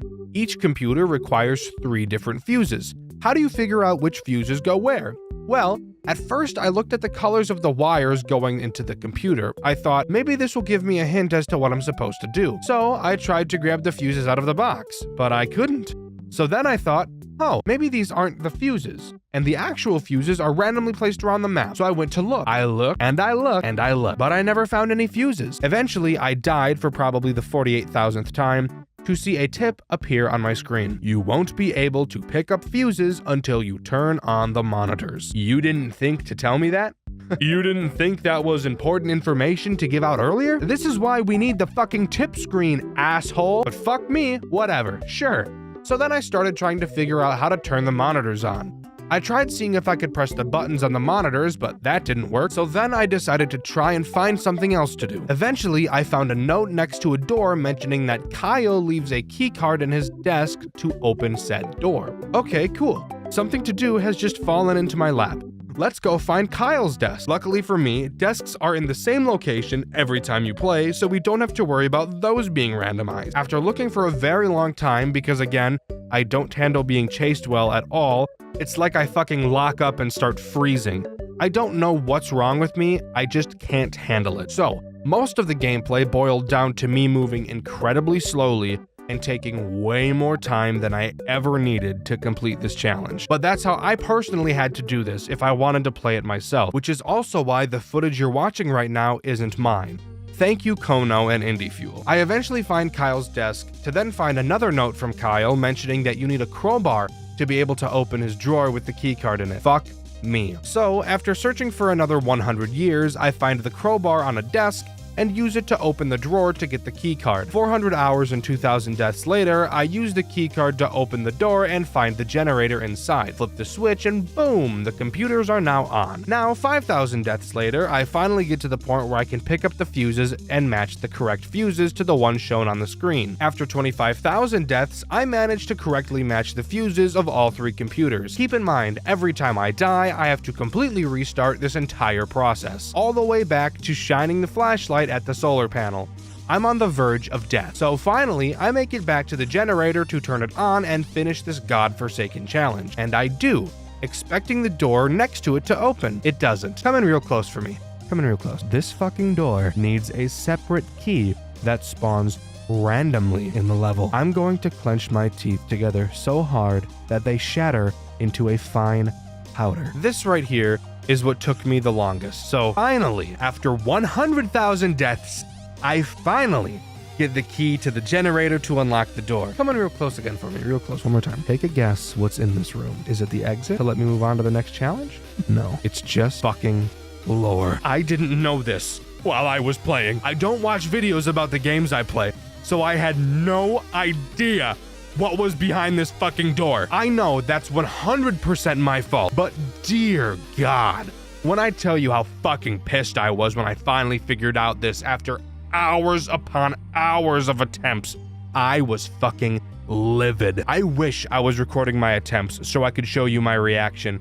You wanna know what happened after a reasonable crash out in this room? Ennard fucking walked in and killed me, making me start from the beginning again. Once again, I wasn't recording. However, this exact same thing happened to Markiplier, so I'll show you footage of this happening to him instead. Good. I was about to say, if that guy could have come in here, I would have been so mad. How could you ever get me in here? The amount of vulgarities that emerged from my lungs at a speed of Mach 50 in that moment was astronomical. Enough to shake trees and shatter the sound barrier. I was fucking livid. But again, I know full well that this entire section, this entire 4 pages of my script is an experience that only I have had. Nobody else on Earth struggled with this challenge as much as I did. Nobody in history has ever spent a calendar month pouring attempts into this section of a game that should only take 20 minutes to complete. I know it's a skill issue, and a very hard skill issue at that, but I could not, under any circumstance, neglect to mention how bullshit of an experience I had. I hope you enjoyed this segment. I eventually found the door to the generator, opened it, and climbed up the ladder into the next challenge of this godforsaken fuck-ass game. From one anxiety attack to another, let's talk about room 6. 6 divided by 2 is 3, and that's how many threats we have to talk about in this level. Awesome segue, Dxtr. Thanks, Dxtr. The first threat we'll talk about is Molten Freddy. Molten Freddy can appear in one of 2 vents occasionally. When you hear or see him in one, you'll have to break your mouse and spam click a lever in the vent to blind him with a light more powerful than the sun. Every time you flash him, he gets slightly pushed back, which leads to you spending an infuriating amount of time spamming the fucking lever to make him go away. The next threat is Scrap Baby. As I'm sure you've noticed, we're locked inside a fenced area. On the outside of the fence is a forest, and occasionally you'll be able to see Baby limping her way out from between the trees towards your fence. When she gets to the fence, she'll hop that shit like an Olympic athlete and fuck your shit up. To stop her, you must go to this random screen in the wall and activate the repel system, which plays the most ear-piercing sound I've ever heard in my entire life. So I totally understand why that makes Baby go away. The final threat is Scrap Trap, who in my opinion is the stupidest looking FNAF character ever designed. You can see Scrap Trap sitting on a chair down a long hallway. You must watch him closely as he will slowly start to move until his head is eventually in an upright position. When it is, you must use the same screen you used for Baby, but instead close the door and use the call system to lure him to you. After waiting what will feel like an eternity, you will be able to hear him stand up from the chair and sprint like Usain Bolt towards the door, and pound on it like he's on speed. Then he will go back to the chair and you can open the door and turn off the call system. By the way, the call system is also the worst sound I've ever heard in my whole life. Thank you for asking. That may not sound all bad, but having to deal with all 3 of these fuckers and do the other bullshit we have to do, I promise it will become difficult to manage. So what is it we have to do? Well, the goal is to remove the chains from a fence gate so that we can open it.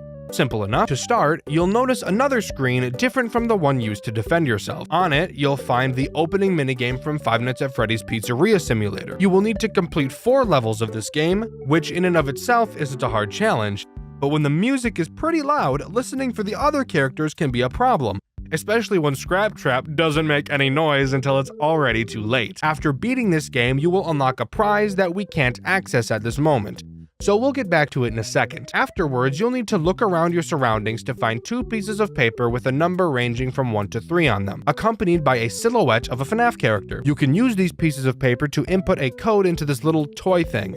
I don't know what this thing is, if I'm being honest. You only need 2 pieces of the code because you can just brute force the last one. After getting the code correct, a key will emerge. Take that key and run down the hall and unlock a door to the right of Scrap Trap. This is personally where I think this level gets specifically hard, since we'll be spending most of our time in here now, meaning we won't be able to hear Scrap Trap and Molten Freddy. So if you forget to check on them, it's basically GG's. Inside this new room, we can finally obtain the prize we got from beating the Pizzeria Simulator minigame, a Faz coin. You'll notice a projector that's projecting a cut-up piece of paper on the wall. If you pull a lever on the same wall, this tiny little Freddy I can't remember the name of will try to read the projection. But he obviously won't be able to do so because it's only a small piece of a paper, you fucking idiot. Using the Faz coin, you can go back into Scrap Trap's room and insert it into Rockstar Freddy's stomach, and then press 3 buttons on his body in an order listed on a piece of paper. This makes sense, by the way. This will cause his mouth to open, revealing the other pieces of paper you need. Slap those bitches on the projector and put them together like a puzzle, which, side note, is a pain in the ass for no reason. The controls are super janky. Slap the lever with your big Coke can penis, and have bitch Freddy read it. When he does, a door next to Rockstar Freddy will open with some bolt cutters inside. You can use these bolt cutters to cut the chains off of the fence and escape this level. This level might not seem as difficult as some of the other ones have, and while none of these levels are particularly difficult in terms of what you literally have to do, all of the levels, and this one specifically, build up so much stress and really test your nerve control. After jumping down some weird looking cellar door, we enter a new room with a computer in it. It shows an error that it detected human movement. Obviously, we just entered the room, of course. While reading through the files on the computer that detail a plan to revive someone through our corpse. Another human detection error shows up on screen. Knowing that we haven't moved, we turn around and get our shit smacked up by Vanny and get knocked out. Fun fact, you can actually spot Vanny spying on you in almost every other level in the game if you're looking closely enough. Just something cool I thought I'd bring up. We wake up to Vanny dragging us into an unknown room. And rather than me explaining what happens next, I'd rather just show you.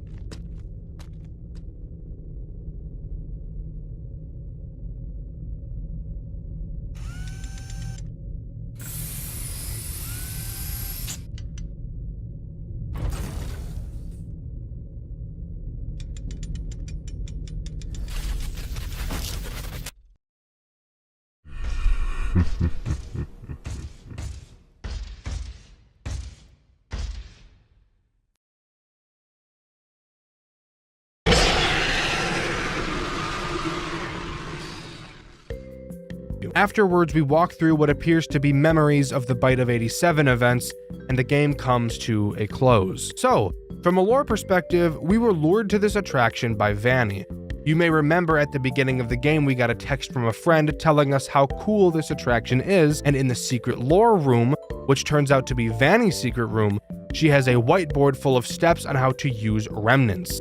One of the steps involves sending a message to someone, seemingly to lure them in, and what do you know, we got a message to come here. Also in that secret room is a tape that can be watched going over how to extract remnant from people. So what the goal seemingly was, using my enormous brain of theorization, the plan was to lure us to the attraction, extract remnant from us in order to give power to William Afton, which is what we are seeing happen in the final cutscene. Case closed. I'm a genius. But as far as I'm aware, that's all the glitched attraction has to offer. Although this game put me through 4 brain aneurysms and a heart attack, I still think it is one of the most impressive FNAF fan games ever made. The amount of detail, skill, and effort put into this is only matched by the other kings of FNAF games, and that cannot go overlooked. I highly suggest you give this game a try, even if you think it's too hard.